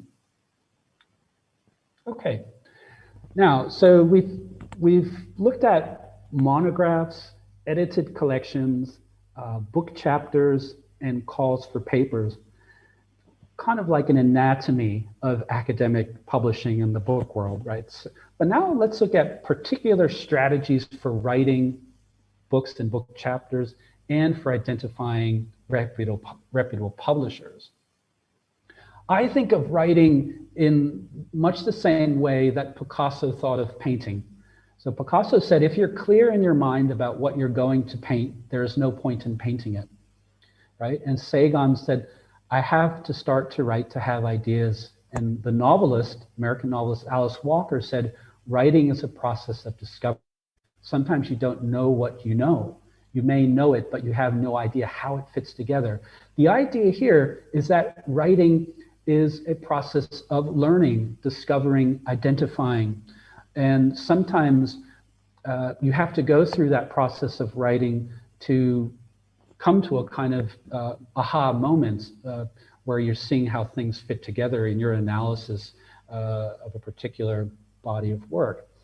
Now the opposing view would say writing is just a representation of what we've already done, right? I did this study of a particular particular literary work, and now my writing is just recording my realizations when I was conducting that analysis. Right? That would be the opposing view, but I look at writing as a process of discovery. What this means is that as you're discovering things through that process, you then have to go back and revise the writing to make it more lucid and to have more flow for the reader, okay? Because that initial process of writing it out, of discovering through writing, may not be lucid enough. So you have to go back and refine it. So that's how I view writing. Now here's some strategies for writing books and book chapters. If you've written a doctoral thesis, you have material already in hand for a book. And so you might as well consider converting your doctoral thesis into a monograph. A doctoral thesis is typically 80 to 100,000 words. It's the same length as many monographs in the humanities. A doctoral thesis will have particular components that are specific to it as a genre. So, for example, a methodology chapter or a literature review chapter.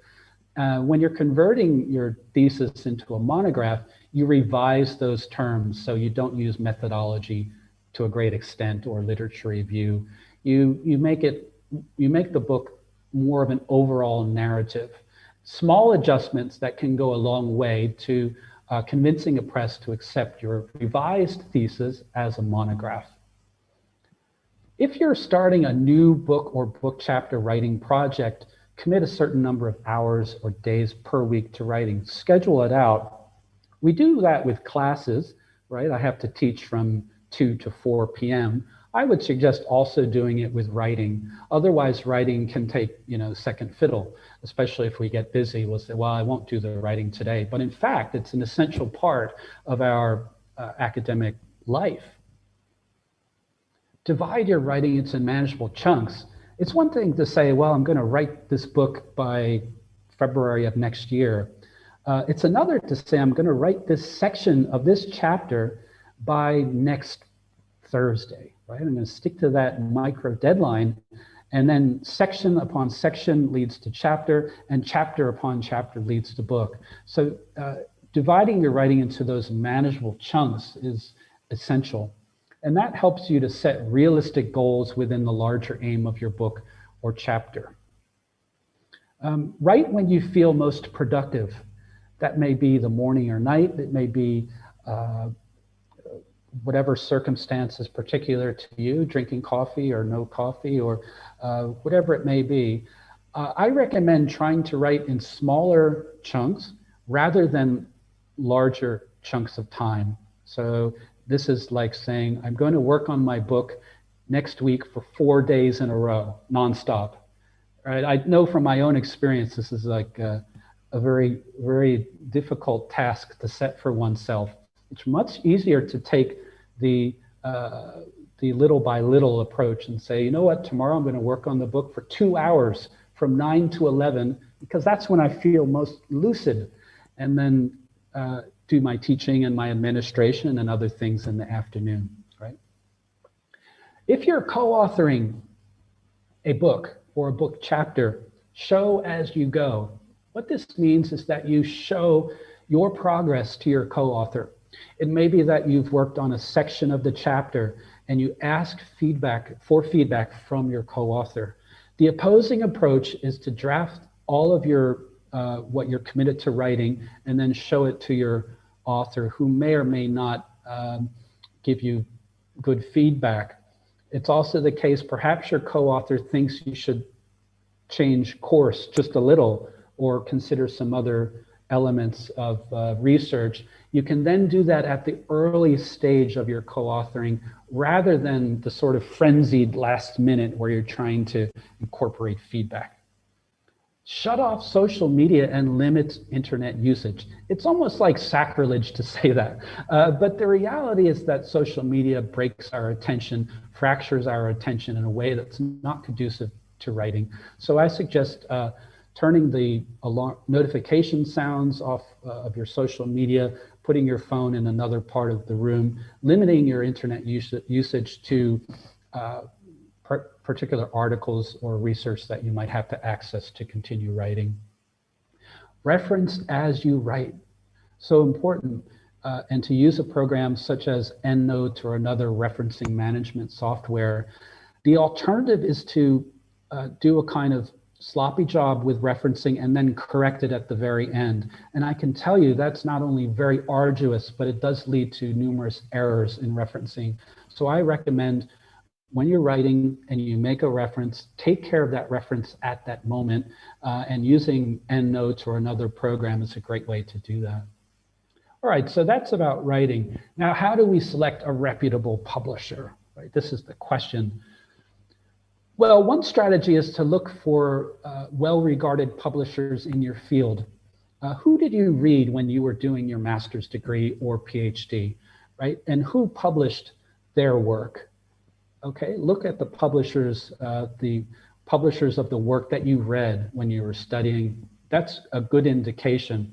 Now in the humanities, as I mentioned, university presses are sort of the top tier. You could think of Oxford University Press or Cambridge University Press. Middle tier are publishers like Routledge, Palgrave Macmillan, Springer, several others. And then there's the sort of the lower tier of presses that are lesser known, still peer reviewing the manuscripts and putting it through scholarly rigor, but lesser known.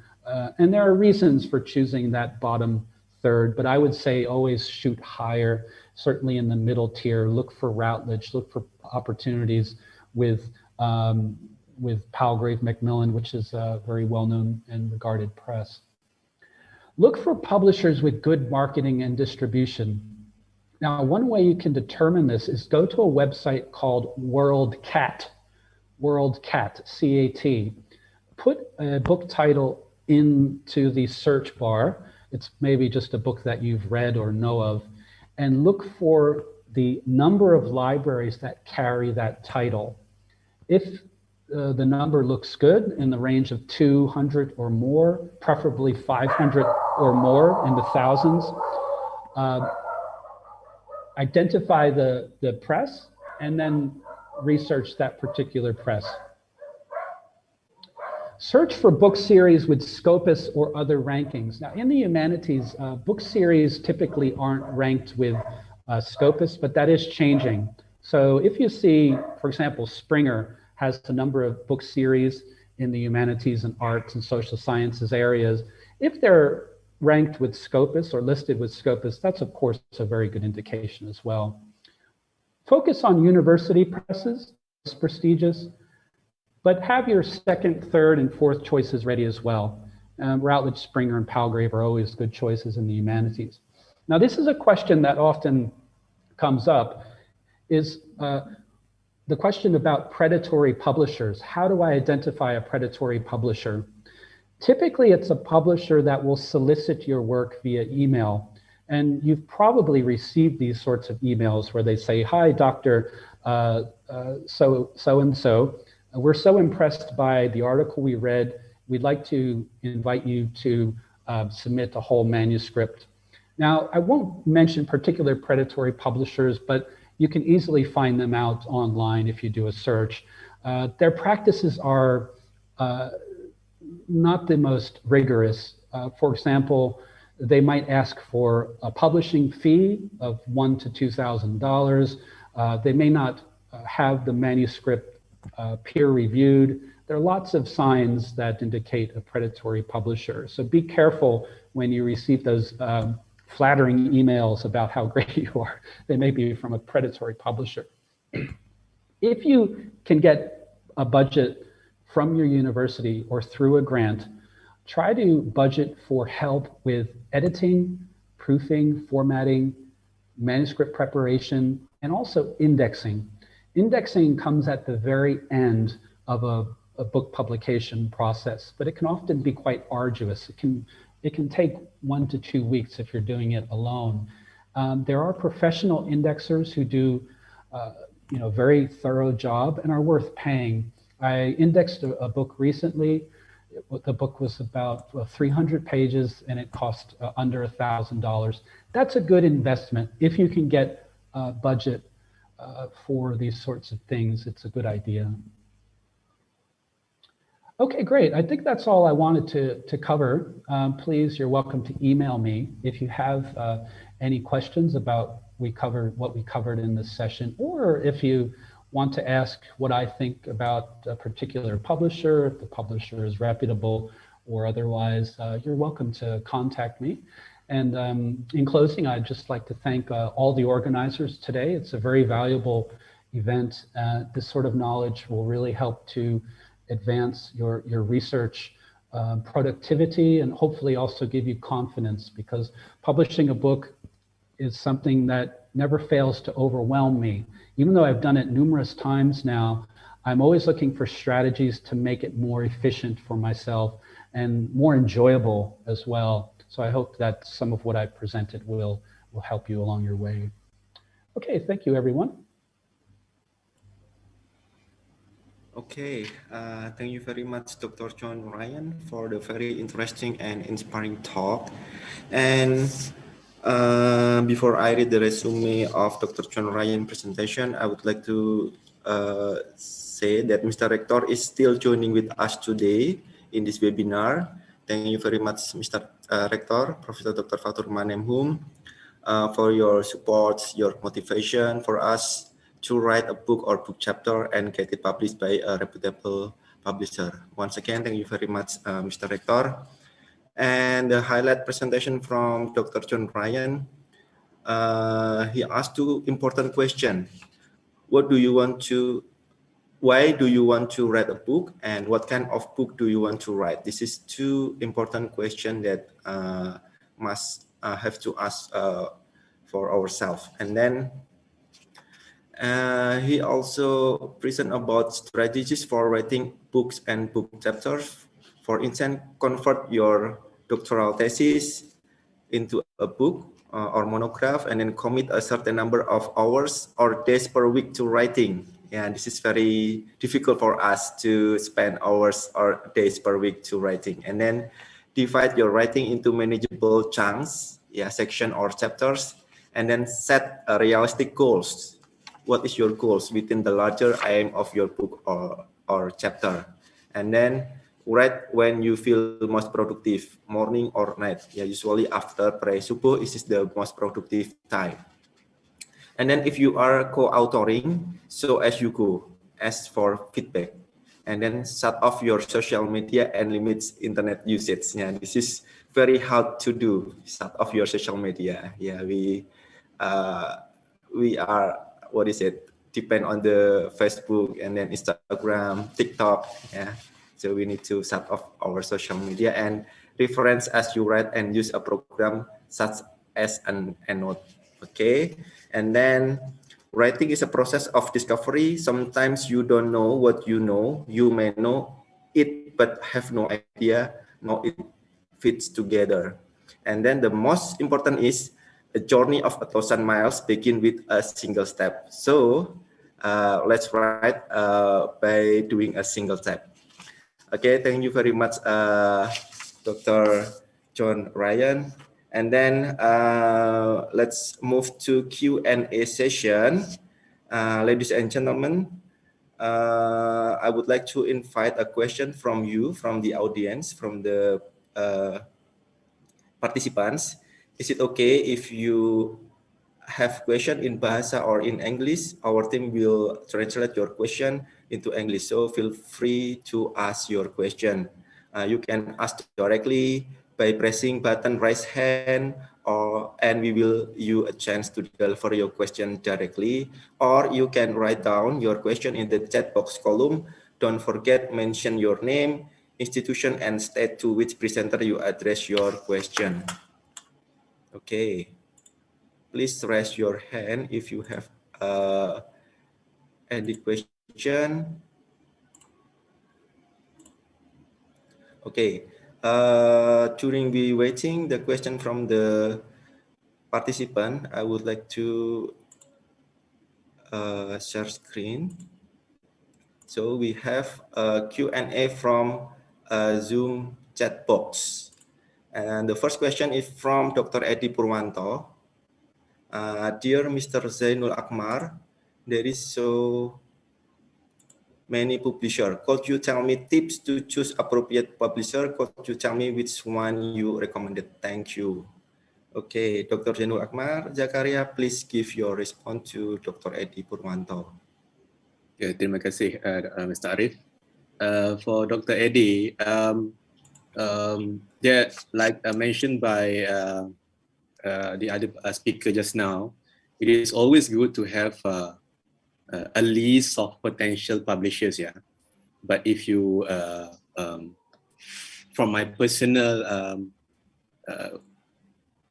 preference or personal steps that I would take is I would always look for a publisher who would give me a wider access for audience.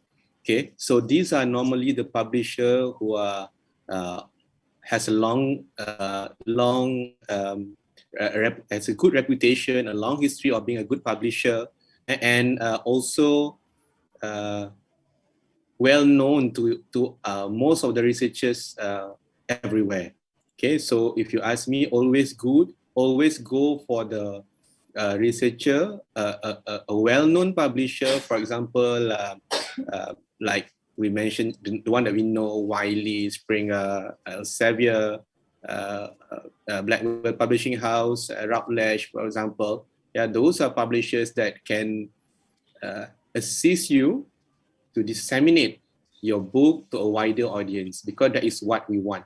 Because we always want that what we have produced to be beneficial to most of the people out there. Yeah, so that's my answer. Okay, thank you, Dr. Zainul Akmar. And then we have Bulanglang Handayani. Hello, Bulanglang. You could unmute your microphone and then directly ask to the speakers.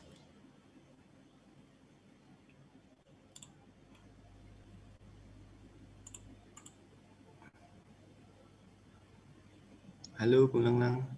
Ya, tadi saya Oke. coba klik belum bisa. Oke. Oke, bismillahirrahmanirrahim. Assalamualaikum warahmatullahi wabarakatuh. I'm going to ask to Mr. Ryan related to the matter of writing our doctoral thesis into a book. So, what sort of strategy that we can do for doing that? I think that's all. Thank you very much. Yes, the first strategy would be to select a reputable publisher. So let's say it's Springer. Springer is a publisher in your field, for example, and it's well known by your colleagues, and you've read books by Springer, and so you feel confident with Springer. Okay, so the next step is to then look on the publisher's website, look for the guidelines, and see if they allow thesis to publication, thesis to book publication. Now, the reason that's important is because it's often clear to the publisher, even if the thesis has been revised, it's often clear to the publisher that it originated as a thesis. So that means if they accept thesis to book publication, they'll work with you, and they'll perhaps even give you some guidelines for revising a thesis. The main idea, at least in the humanities, is terminological. So a thesis often uses particular specific terminology that's required by the form of, or the genre or convention of a thesis, right? So you have your chapter on literature review, you have a chapter on methodology, you have a chapter on results, and so forth. Now, most academic books in the humanities don't use that kind of terminology, so it can often be a matter of revising, for example, your literature review chapter into a review of the field, where the strategies can be as simple as removing the term literature review or removing the term methodology and refining that section so it reads more in the convention of a book. Now, you might, in this sense, enlist an editor who has experience with academic publications and who can edit your thesis with a view to publishing it as a book. So it's not an arduous process, really, because let's say 75% of everything is there in the thesis. It may be a matter of revising it with a book in mind. The other consideration is that you may have to go back and add current research that's been done in your field to your thesis to get it up to book publication standard. So if you published your thesis a few years ago or more, it's obviously going to not reflect current scholarship in the field. You may have to add to the references and that sort of thing. Now, on a very practical level, you have to convert your thesis into the form required by the press in terms of referencing and formatting. That can be very arduous. For example, if you used footnotes in your thesis and your press wants you to use parenthetical referencing with a list of references at the end, oh, that can take you a very, very long time. So once again, if you can budget for this sort of assistance, it's worthwhile. Thank you. Okay, thank you very much. Okay, thank you very much, Dr. John Ryan. And then if you have a question, please raise hand, press button raise hand, and then, okay. During we waiting, the question directly from the participant. Okay, wait. I will provide a Q&A from the chat box. And the second question from the chat box is from Ganis Putra Widanarto. And then introduce, my name is Ganis from UNES. A question for Pak Zainul. May we see the correspondence with the publisher during the process of submitting your book publication? And then also a question for Pak John. What educational themes allow international reputable publisher or to accept? For the committee, good luck always. Thank you very much. Okay, and the first question is for Pak Zainul. Please give your response. Thank you very much, Mr. Arif. This is from Pak Ganis, yeah, just now. The question for me from Pak Ganis, yeah? Yeah. Okay, thank you very much, Pak Ganis, for the question. So I'm seeing that what I understand is a correspondence between myself and the publisher during the book proposal form, if I'm not mistaken. So during this time, actually, you need to comply with all the requirements, basically. So if they want you to provide them with annotated table of contents, please do so. Try to be as close as possible to the final version that you're going to put in your book later. Yeah, because like I said, along the line, there will be some 1 or 2 withdrawals. Okay, what if another one of your colleagues would like to join the writing, contributing in your book chapter at this stage? Yeah, so maybe if 1 or 2 withdrawals, you can replace with this new one. So always ensure that you have a good table of contents, because this will be referred to later when your book is published. And that's number 1. Number 2, also you have to provide, like I mentioned just now, the sample chapter and also the abstracts for all the chapters, as well as your CV. So because at this stage, the publisher would like to see whether you are ready to give them the completed book draft when they set a particular deadline later. And so this is about organizing yourself and your team of co-editors to come up with a good book proposal to be submitted to the publisher. Yeah. So that's my answer. Thank you very much. Okay, thank you very much, Dr. Zainul Akmar. Great answer. And then next question is for Pak John. What educational themes allow international reputable publisher to accept? Okay, Dr. John Ryan, please give your response. Thank you, Pak Ari. Thank you for the question, Pak Ganis. I think there are 2 points there that are important to consider. A publisher will want to make sure that your study is sufficiently international. What that means is, let's say you've done a study of English language learning in Indonesia, let's say even a particular part of Indonesia. Your case study is extremely valuable part of your project, but the publisher will want to see that you are sufficient, that you have a sufficiently international context. And what that means is you might survey comparable studies done in Southeast Asia, in Asia more generally, or even internationally, right? So what sorts of issues have other researchers encountered internationally outside of that particular Indonesian context?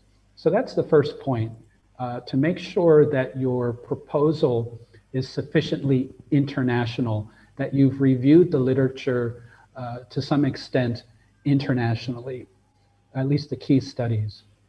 The second point I would mention here is that there are certain themes that attract immediate interest. I'm thinking, for example, COVID-19.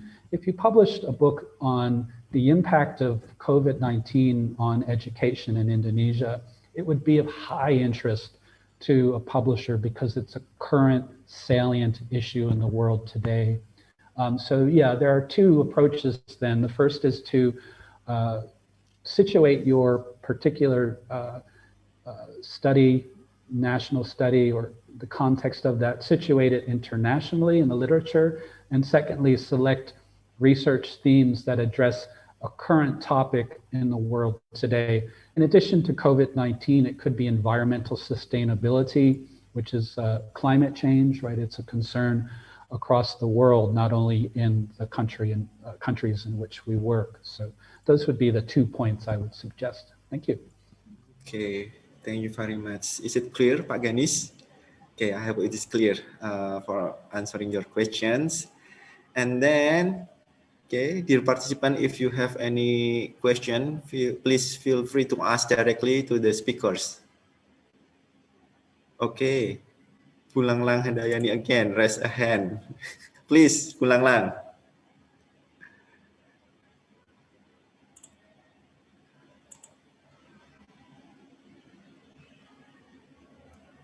Hello, Bulanglang.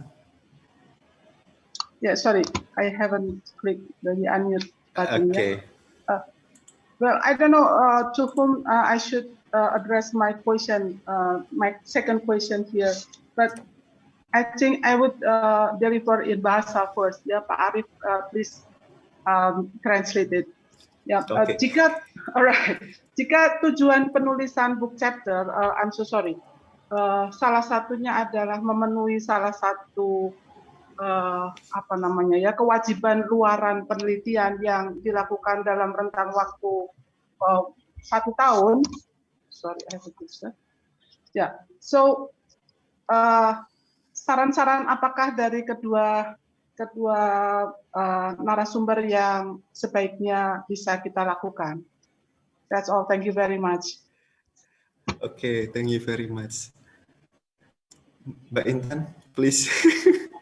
So here Bulanglang asks about we have a research and we have the output that must be completed for about a year.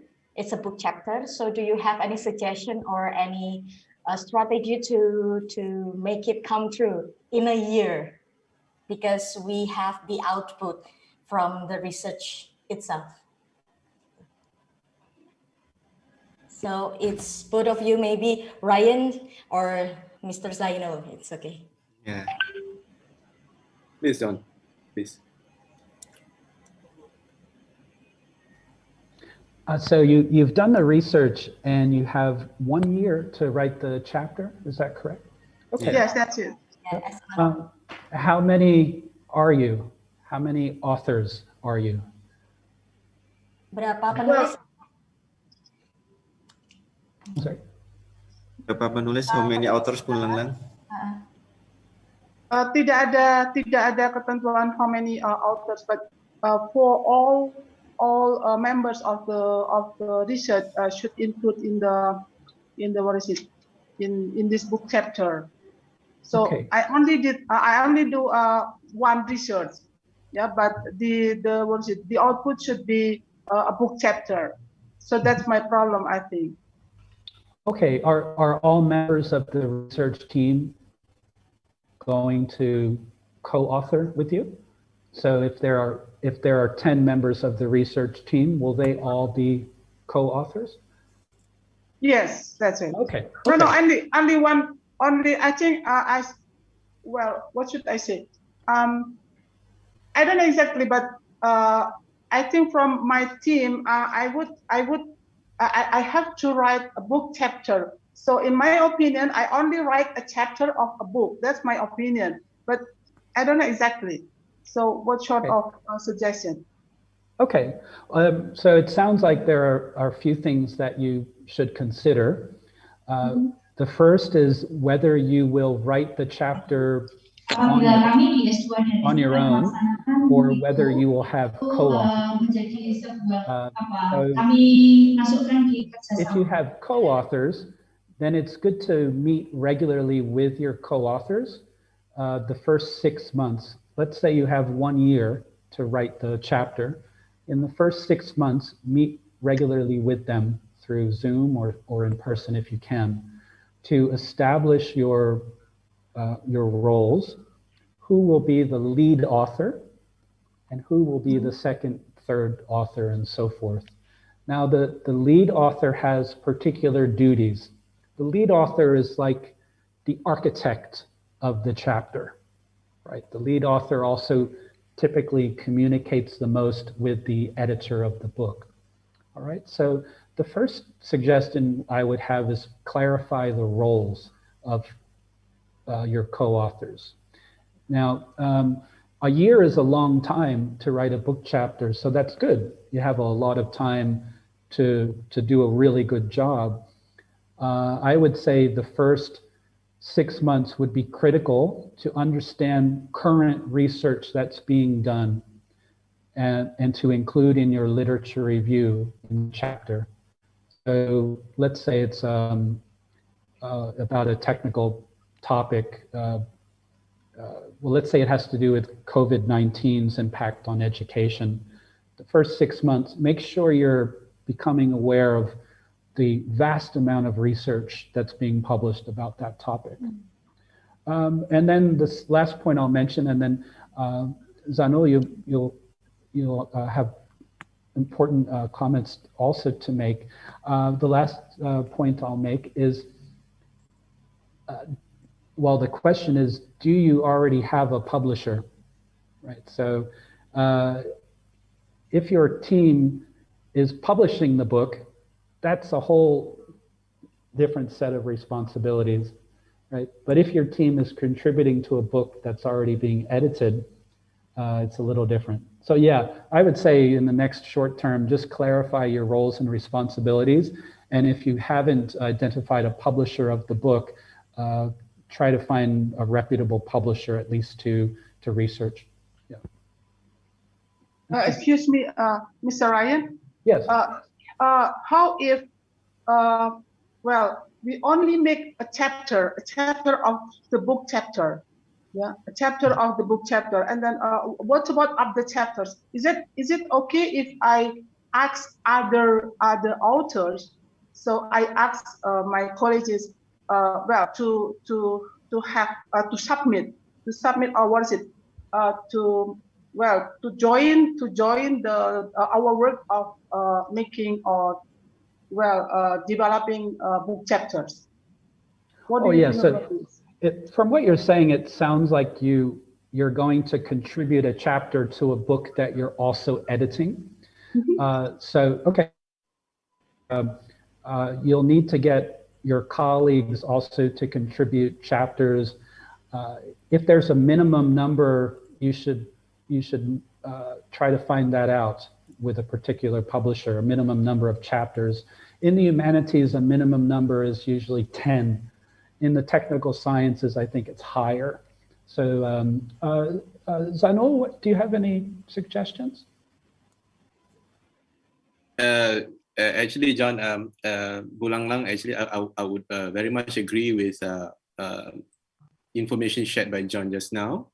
If I just may add of your question just now, you only have one chapter to be published, and you need to come up if I'm not mistaken, you need to come up for it to be published within the similar year. Yeah. So actually, since a publication of book chapter is going to take some time, so the timing is very important here. Chapter published, let's say this year 2021, it should have already been submitted into a project by a book project last year. Yeah, we should always have this in mind. Meaning, like you mentioned just now, you have this idea that you're going to publish more than one chapters. Yeah, so this is actually a very good approach, because if you have, let's say, 3 to 4 chapters you're going to publish in one particular year, and you have different colleagues with you, one of you can be the corresponding author or the lead author for each chapter. So you can take, organize the completion of each chapters. So this would make all of you to be able to submit more chapters in 1 year, so that if we have a good fortune, it can be published that particular year as well. If not, it's going to be published next year. And also, like what John mentioned just now, another avenue for us to publish book chapter is, if you want it to be quicker, you can publish in the form of review paper. Yeah, like your literature.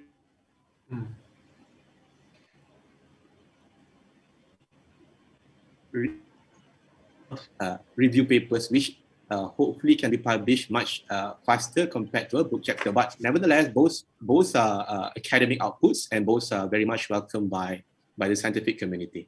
And that's my answer. Okay, Bu Lang Lang. We hope that the answer is clear for your question. All right, thank you very much, Mr. Ryan and Pak Zainul. Okay, and then just connect the question from Bu Lang Lang. We have question from Pak Barudin, and the question are, Mr. Ryan, how long did it take from the very beginning of a book to the published time? Monograph, edited book, or edited collection? Which of those types is the easiest one to begin? Okay, this is a question from Pak Rian.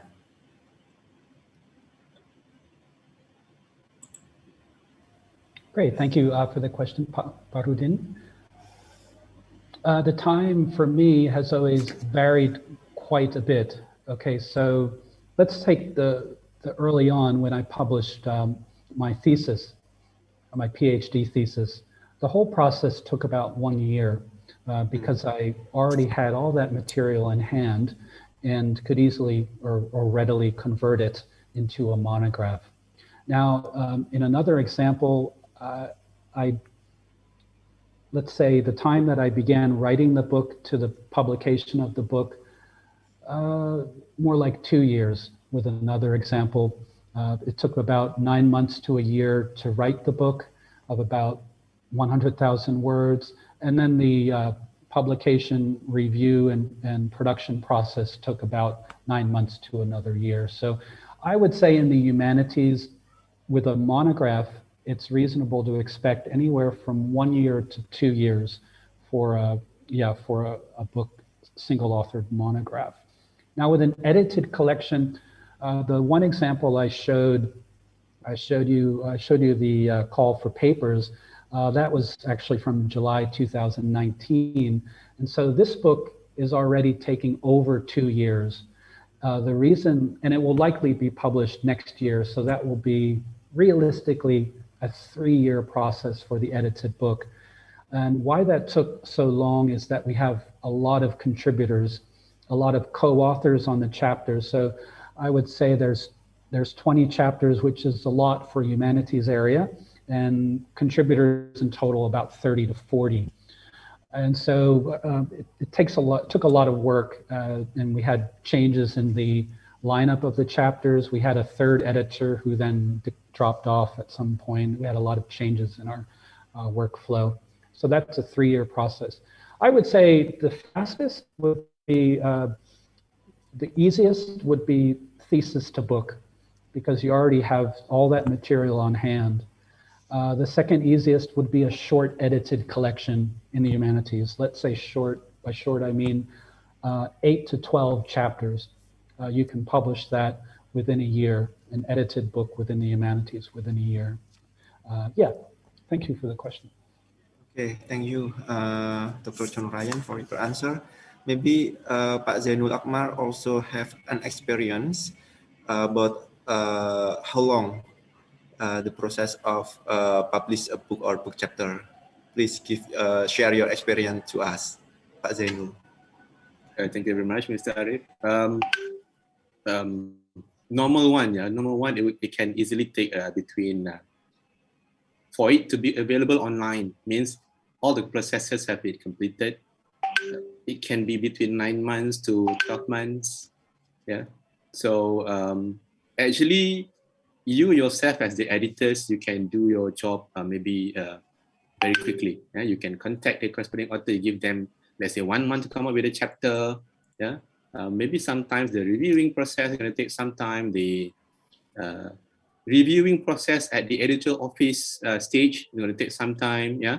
So after that, actually, for them to come up with a design cover of your book, even though you have sent your book proposal in the final format form according to what had been stipulated, when it comes to the editorial office, they will make it in the camera ready form.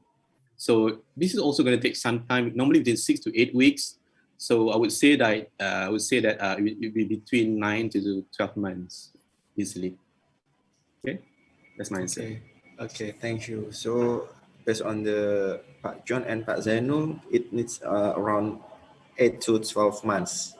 Yeah, it depends on the number of the chapters. Is it a little chapter or huge chapters, and then authors and co-authors involved in the book writing. Okay, actually, I already pick up the question from the registration form. There are a lot of questions addressed to Pak John and Pak Zainul, but first of all, I would like to add the question from the chat box. This is from AA Jaziri. From AA Jaziri. Okay, from AA Jaziri. Okay, the question for Dr. Zainul and Dr. John Ryan. Based on your experience in writing various or many books, and I think that you are very busy, not only writing books, but also doing research, teaching, and many more. And could you share your own strategies, maybe how you manage your time in writing and what the best time for writing? Thanks a lot. Okay, maybe Pak Zainul first to give the response for AA Jaziri. Thank you very much, Pak Arif and Pak Jaziri. So the strategies actually depend on your kesesuaian. Kesesuaian is what in English? Suitability. You have your own way of working. Yeah, but for me, because we also have so many other responsibilities. Yeah, students, our lab, our research, our networking with others outside. Yeah. So for me, the tip is do have a team to work with you. Yeah, I'm sure in our own departments, in our own faculty, there will be some requirements for us to have a research group, a research center, or smaller groups of researchers who share the same research interests. Yeah. So to have this kind of and also try to rope in the younger staff. Okay, because normally the young staffs are the one who are more energetic. Yeah, they will welcome tasks given to them. So you as the lead editor or the senior staff would always it's good for us to have a team that you can work together, where at the same time you have junior staff, you can give them some experience directly involving in this kind of activities, academic activities, which one day hopefully they can be an editor themselves one day, hopefully. Yeah, so my take home point is do have a team, a small team, doesn't have to be big, that you can work together. Yeah, that's my answer. Okay, thank you, Pak Zainul. And then Pak John Ryan. I really agree with Dr. Zainul. Co-authoring or co-editing is a great way to help manage your time and the load involved, especially when you're editing. I think it's important to clarify the responsibilities of each team member. So let's say you're co-authoring a chapter. Some of your colleagues may be better at writing. Some may be very good proofreaders, right? Some may be very good at finding literature, others exceptionally good at referencing and formatting. So I think it's optimal to divide up the work based on your talents and your suitabilities, in fact, yeah.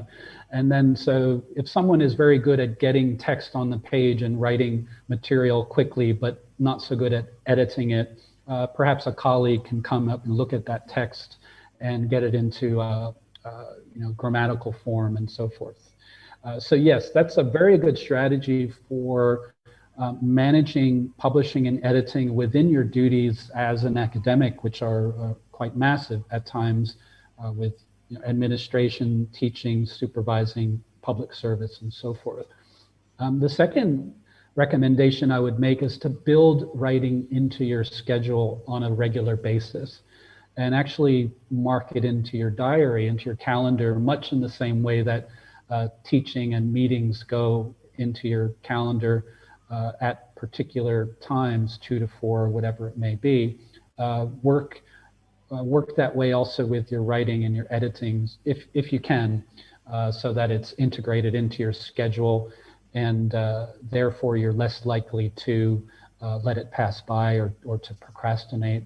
So yeah, I'd say working with others, teamwork within editing and publishing is a great strategy. And secondly, build it into your schedule and routine as academics. Thank you. Okay, thank you very much for your response, Pak Zainul and Pak John. And then we still have a lot of time because there is a lot of questions from the registration form. But if you have any question, if you want to directly tell to the speakers, I will give you a chance to ask directly to the speakers. Okay, dear audience, if you have any question, please feel free to ask directly to the speakers.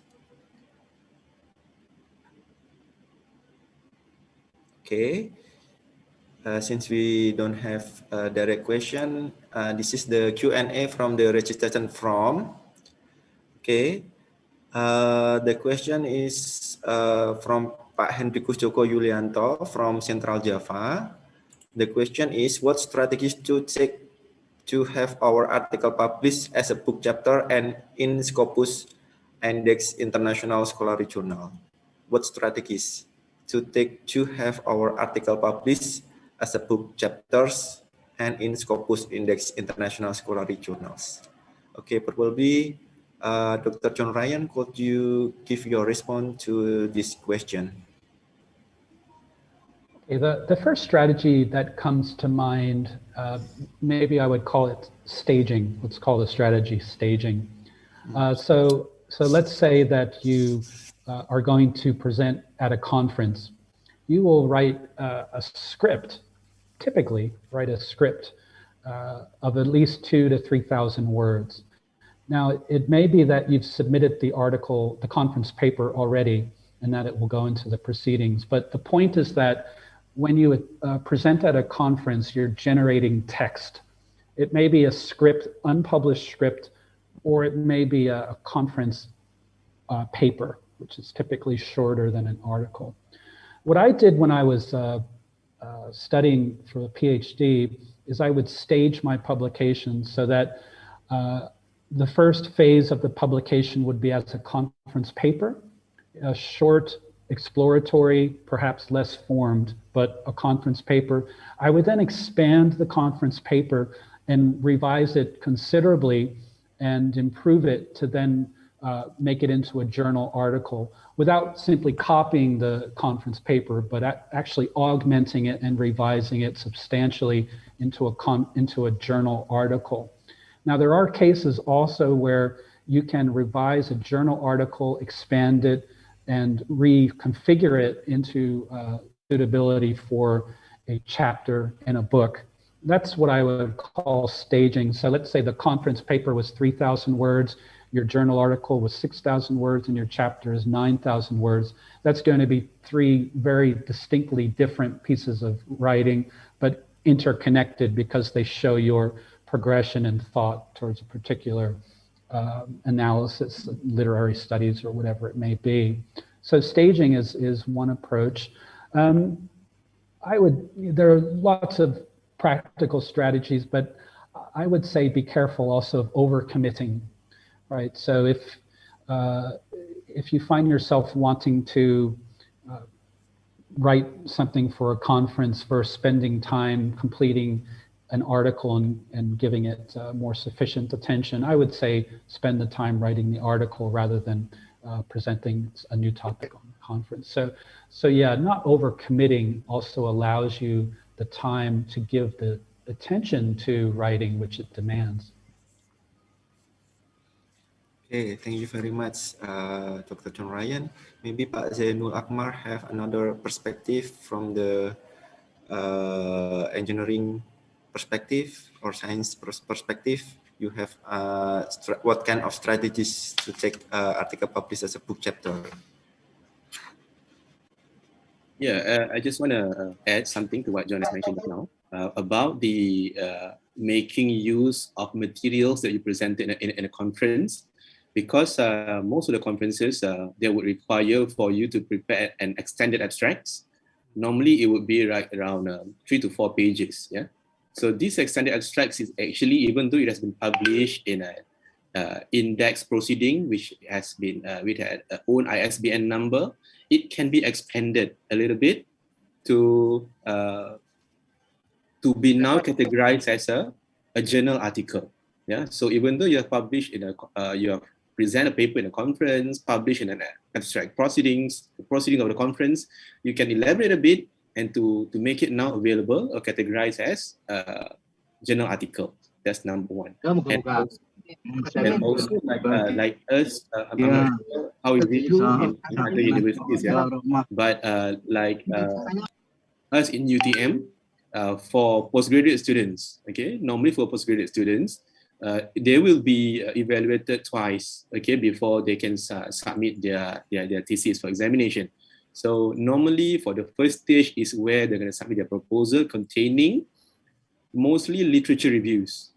All right. So for mungkin all the dosen here, the para dosen di sini, we can make use of this kind of early proposal from our students, from our postgraduate students, where we can together with them try to structure their research proposals into book chapters. Yeah, this can be done because normally in book chapters you don't normally include you don't have a specific result and discussion section. Okay, so you just have like a literature review where you analytically present findings reported by other researchers as well as your proposal. You wrote it in such a way, you write it in such a way so that it can become a good book chapters. So because there is occasion that you have result in discussion in a book chapter, but that is if the chapter requires for you to include a case study. Okay, for science and engineering, we've done so many essays in the laboratory to get some hard results. Okay, these can be used as our case study in relation to the topic that we discussed for our book chapter. Yeah, so that's my answer. Thank you. Okay, thank you. The answer. And the second question for Dr. Danianto from Yogyakarta, how to manage time, is already answered from the previous time. And then number 3, question from Ninu Solia Akhiro, Bu Ninu. How is the ordering steps is already answering by Dr. John Ryan presentation. And then this is the good question from Andi Anissa Sulolipu from South Sulawesi. How to simply write a good and interesting book chapter for novice writers? Yeah, because most of us is a novice writer. Maybe you could answer how to simply, maybe the strategies and the suggestion from the novice writers. First answer maybe from Dr. Zainul. Okay, thank you very much, Pak Arif. Yes, all of us started with as a novice writer. Yeah, all of us were a student before, where we were supervised by a senior researcher, senior lecturer.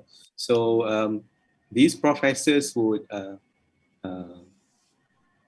introduce us, would slowly incorporate us into the whole academic system by offering us opportunity to write book chapters during our student days last time.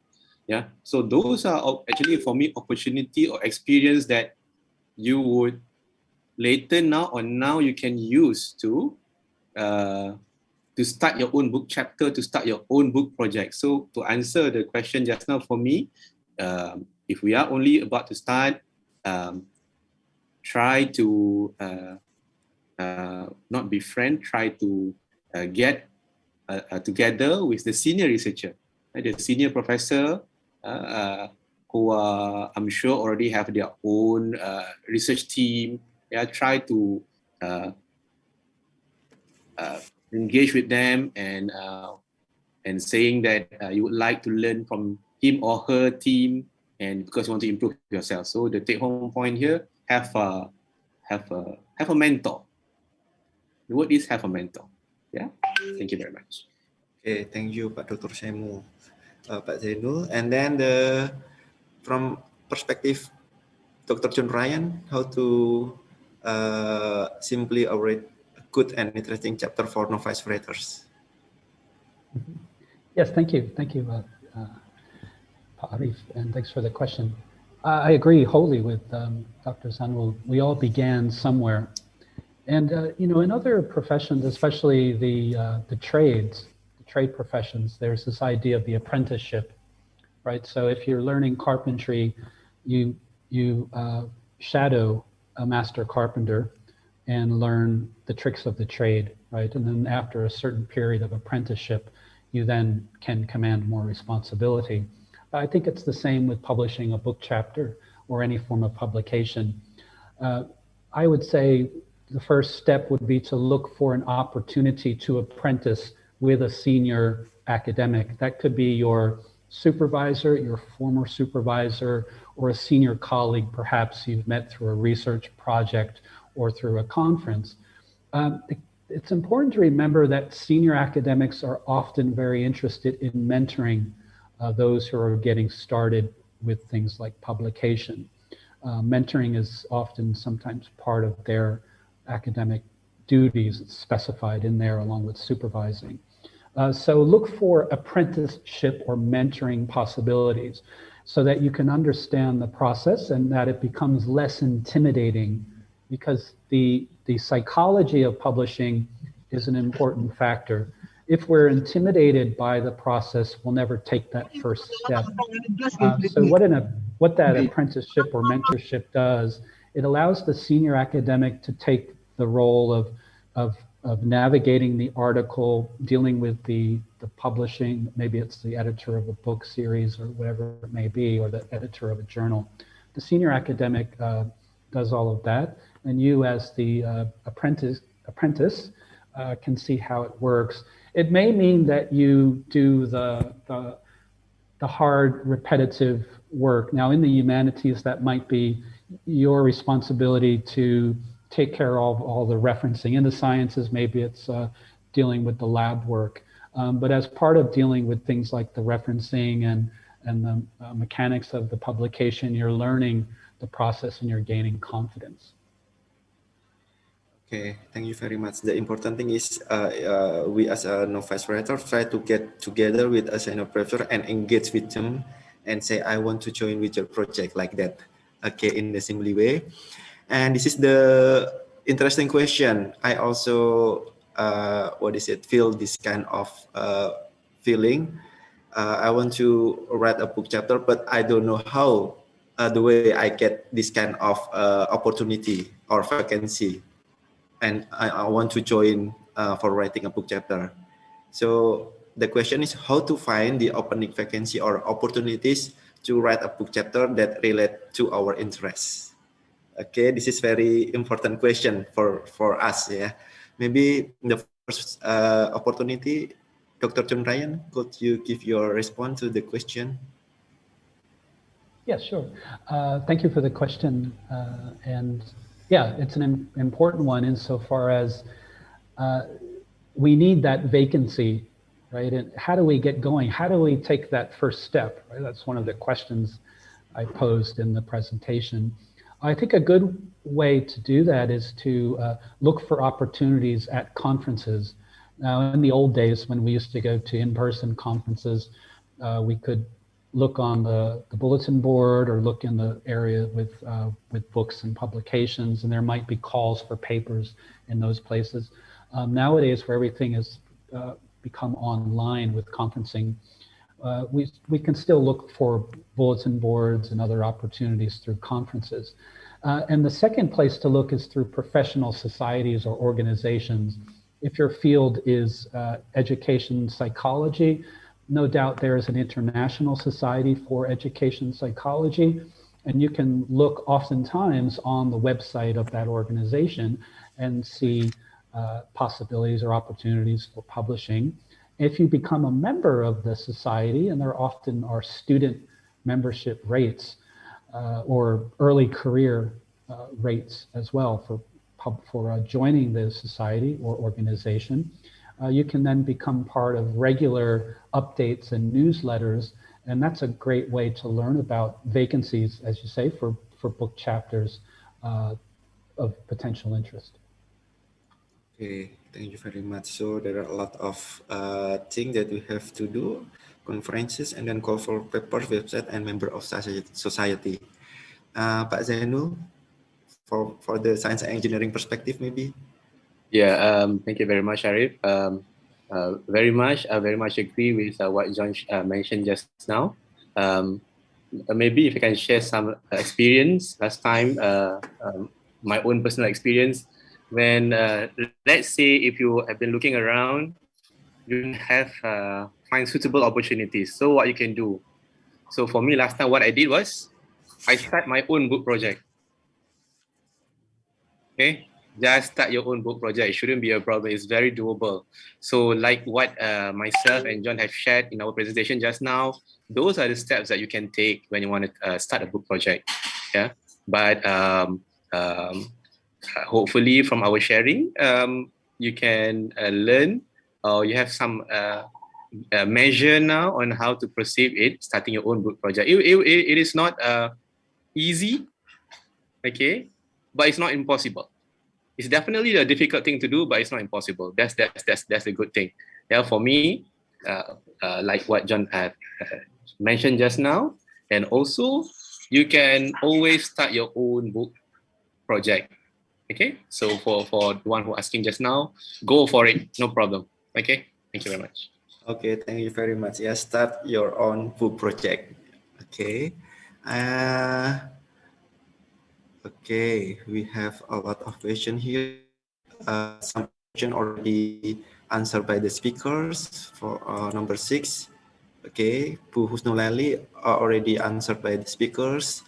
And then Pak Dr. Bambang Eko Susilo from Setar Java, list of recommended publishers and how is the process of submitting and to publishing, already answered as well. And then from Pak Muhammad Fahrul Rahman Alim, ST from Jakarta, for both speakers, especially for Associate Professor Dr. Zainul Akmar Zakaria, is writing a talent or a calling or a desire? Oh, this is a of the box question. Whether by self-taught we can become competent writers, in your opinion, is it important to have a mentor to get us in the world of writing? it's very important. How can we get the guidance of a mentor who is competent in that field? Thank you for your answer. Okay, is writing a talent or a calling or a desire? Okay, Pak Zainul, please give your response. Okay, for this, I would like also to invite John. Yeah, you can please also chip in some inputs. Yeah, for me, writing is number one. You have to have an interest. Yeah, you have to have that deep down interest that what I'm doing, like us and academics, every year we are given KPI, key performance index for us to achieve. Yeah, but that KPI is only as a guide for me. Yeah, because if you truly work for your KPI, then let's say you have achieved your KPI in April, you will not be doing anything up until December.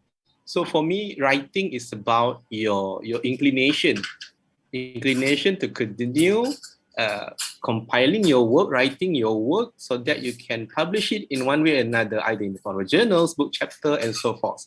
And that's number one. You have to have your own interest. Number two, is it a talent? For me, it can be an acquired talent. Okay, with interest, deep down interest, you can do so many things. Yeah, for me, to start to become a good writer, the first thing is to write. Just write. Have a draft, table of contents, draft, then discuss with your senior colleagues.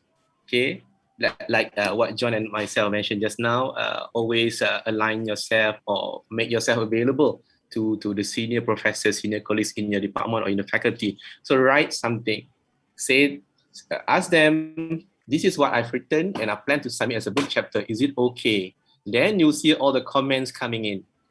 Okay, so during this time, you have to be berlapang dada ya, ataupun open-minded with the comments. Okay, don't take it personally. Okay, you must not take any comments personally. There are no senior professors or senior colleagues that would want to comment because of personal agenda towards you. That's not the way. Okay, if they comment for you to do this and this and that, you have the right to ask for elaboration, but don't counter back. Why you ask me to do this? No, it's not the way. Okay, have the courtesy to ask. Okay, never mind. I'll try to do. Then can I come back to you? Trust me, 99.9%, they will say yes. I would like to see the amended version. So that's how you develop your writing skills. So for me, number one, just start writing. Okay, even though you not sure what to draft, writing, and then discuss with somebody who you think can guide you to become a better writer. All right, that's my answer. Thank you very much. Okay, thank you very much, Dr. Zainul. Just start writing right now. Okay, Dr. John Ryan, is writing a talent or calling or a desire for you? Yes, thank you, Pak Arif. Thank you for the question, Pak Mohammed. And I agree totally with Pak Zainul as well. And I think that academic writing is a particular kind of writing. It's not the writing of a novel or the writing of poetry. However, you still need passion and commitment for academic writing. It's a kind of skill that can be acquired. And the idea is that you acquire that skill to an extent, when you do a master's degree or a PhD. I remember some early articles, academic articles that I tried to publish. When I look back on them now, they seem incomprehensible to me. And I wrote the article 10 years or whatever. So I see, oh, wow, I didn't have, my game wasn't up, right? I didn't have the skill just yet. Now, I think it's important to identify academic writers that you admire, where you might read an article and it's crystal clear what that writer is saying. It's a complex idea, but it's crystal clear. How is the writer accomplishing that? So identify a writer you admire as a first step to acquiring your own writing style in academia. The other point I would make is that be as direct and simple and straightforward in your prose. be careful of overcomplicating your prose, such as having overly long sentences or lots of clauses, right? Comma, clause, where the one sentence might go halfway down the page, right? Be careful of overly complicated writing in the humanities. And I think it's true also of the science that I've read, the peer-reviewed science. Direct statements go a long way. The writing can be direct and even simple, but the ideas can be complex. So be careful of overcomplicating your writing. Yeah, so in some, it's a skill you can acquire. You can acquire it through mentoring with someone whose academic writing you admire. And it's also a skill you develop over time with the idea that academic writing conveys complex ideas. So we should make the writing itself as direct and simple as possible. So thank you. Yeah. Okay, thank you, Dr. John Ryan. And for question number 1 from Ahmad Dinoto already answered. And also question number 10 from Professor Dr. Reno Sriswari, with the characteristic of international book chapter already answered by the speakers. Okay, maybe we don't have any question again. And before I close this session, maybe from Dr. John Ryan and also Pak Dr. Zainul Akmar, 1 minute for closing statement. Okay, please for Dr. John Ryan. Okay, I'd first like to thank the organizers and the moderators and Eunice as well for the invitation to speak with you. I think that our lives as academics can be enriched by publication and by writing. We often are daunted or fearful or even frightened, intimidated by writing, but it can be a pleasurable, enjoying, and rewarding process. I think keys to writing are, one key at least is collaboration. And so if we're getting started, we might look for ways to collaborate with other more experienced writers in order to gain some track record with academic writing. And in sum, I'd like to encourage the Institute at UNIS to continue these sorts of seminars. They're very important. A topic that in fact just occurred to me is the review process, how to deal with academic reviews.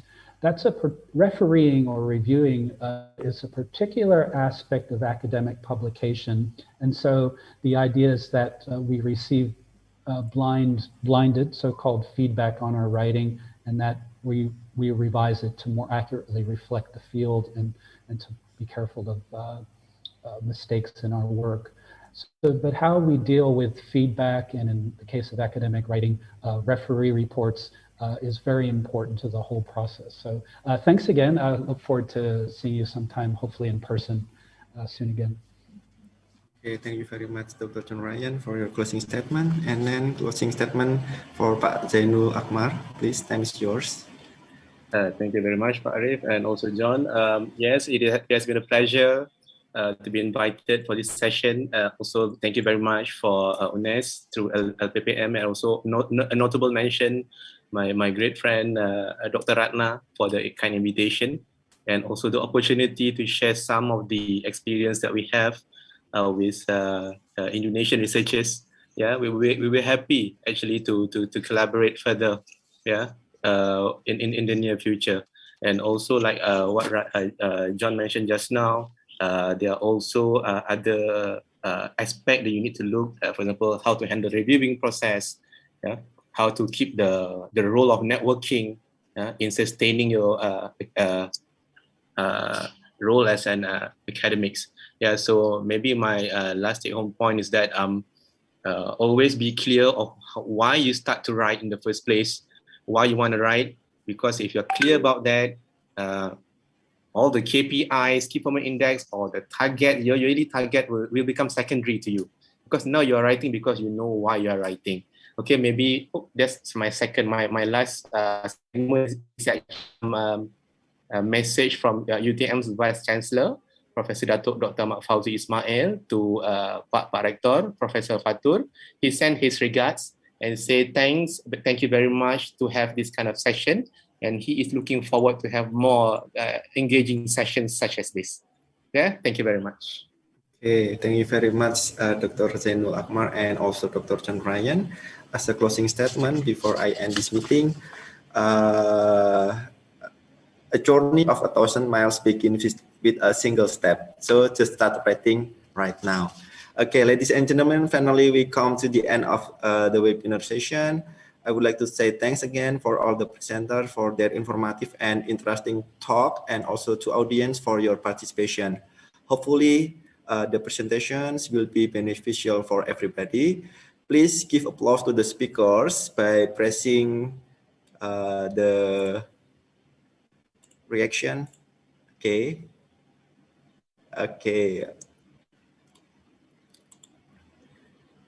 Okay, thank you for your attention. Good afternoon and wassalamualaikum warahmatullahi wabarakatuh. Saya kembalikan ke Mbak Intan.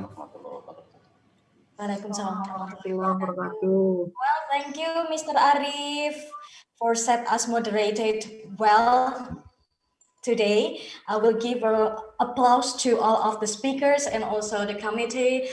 And thank you once again to our rector who joined this webinar until the end. And thank you for the speakers, Mr. Associate Professor Dr. Zainul Akmar Zakaria and also Dr. John Ryan. Thank you for very inspiring presentation. I hope that one day we can meet again, not only virtually, maybe to give directly the training for our lecturers. That's a very nice event, I think. Yeah, ladies and gentlemen, thank you very much for the discussion today, and don't forget to fill the attendance link. So the e-certificate and also the presentation will be given through your email. So make sure that you write the email correctly. Ladies and gentlemen, that's all for today. Thank you for joining us. See you on the next webinar settings. Stay healthy and stay safe. Everybody, wassalamualaikum warahmatullahi wabarakatuh. See you again.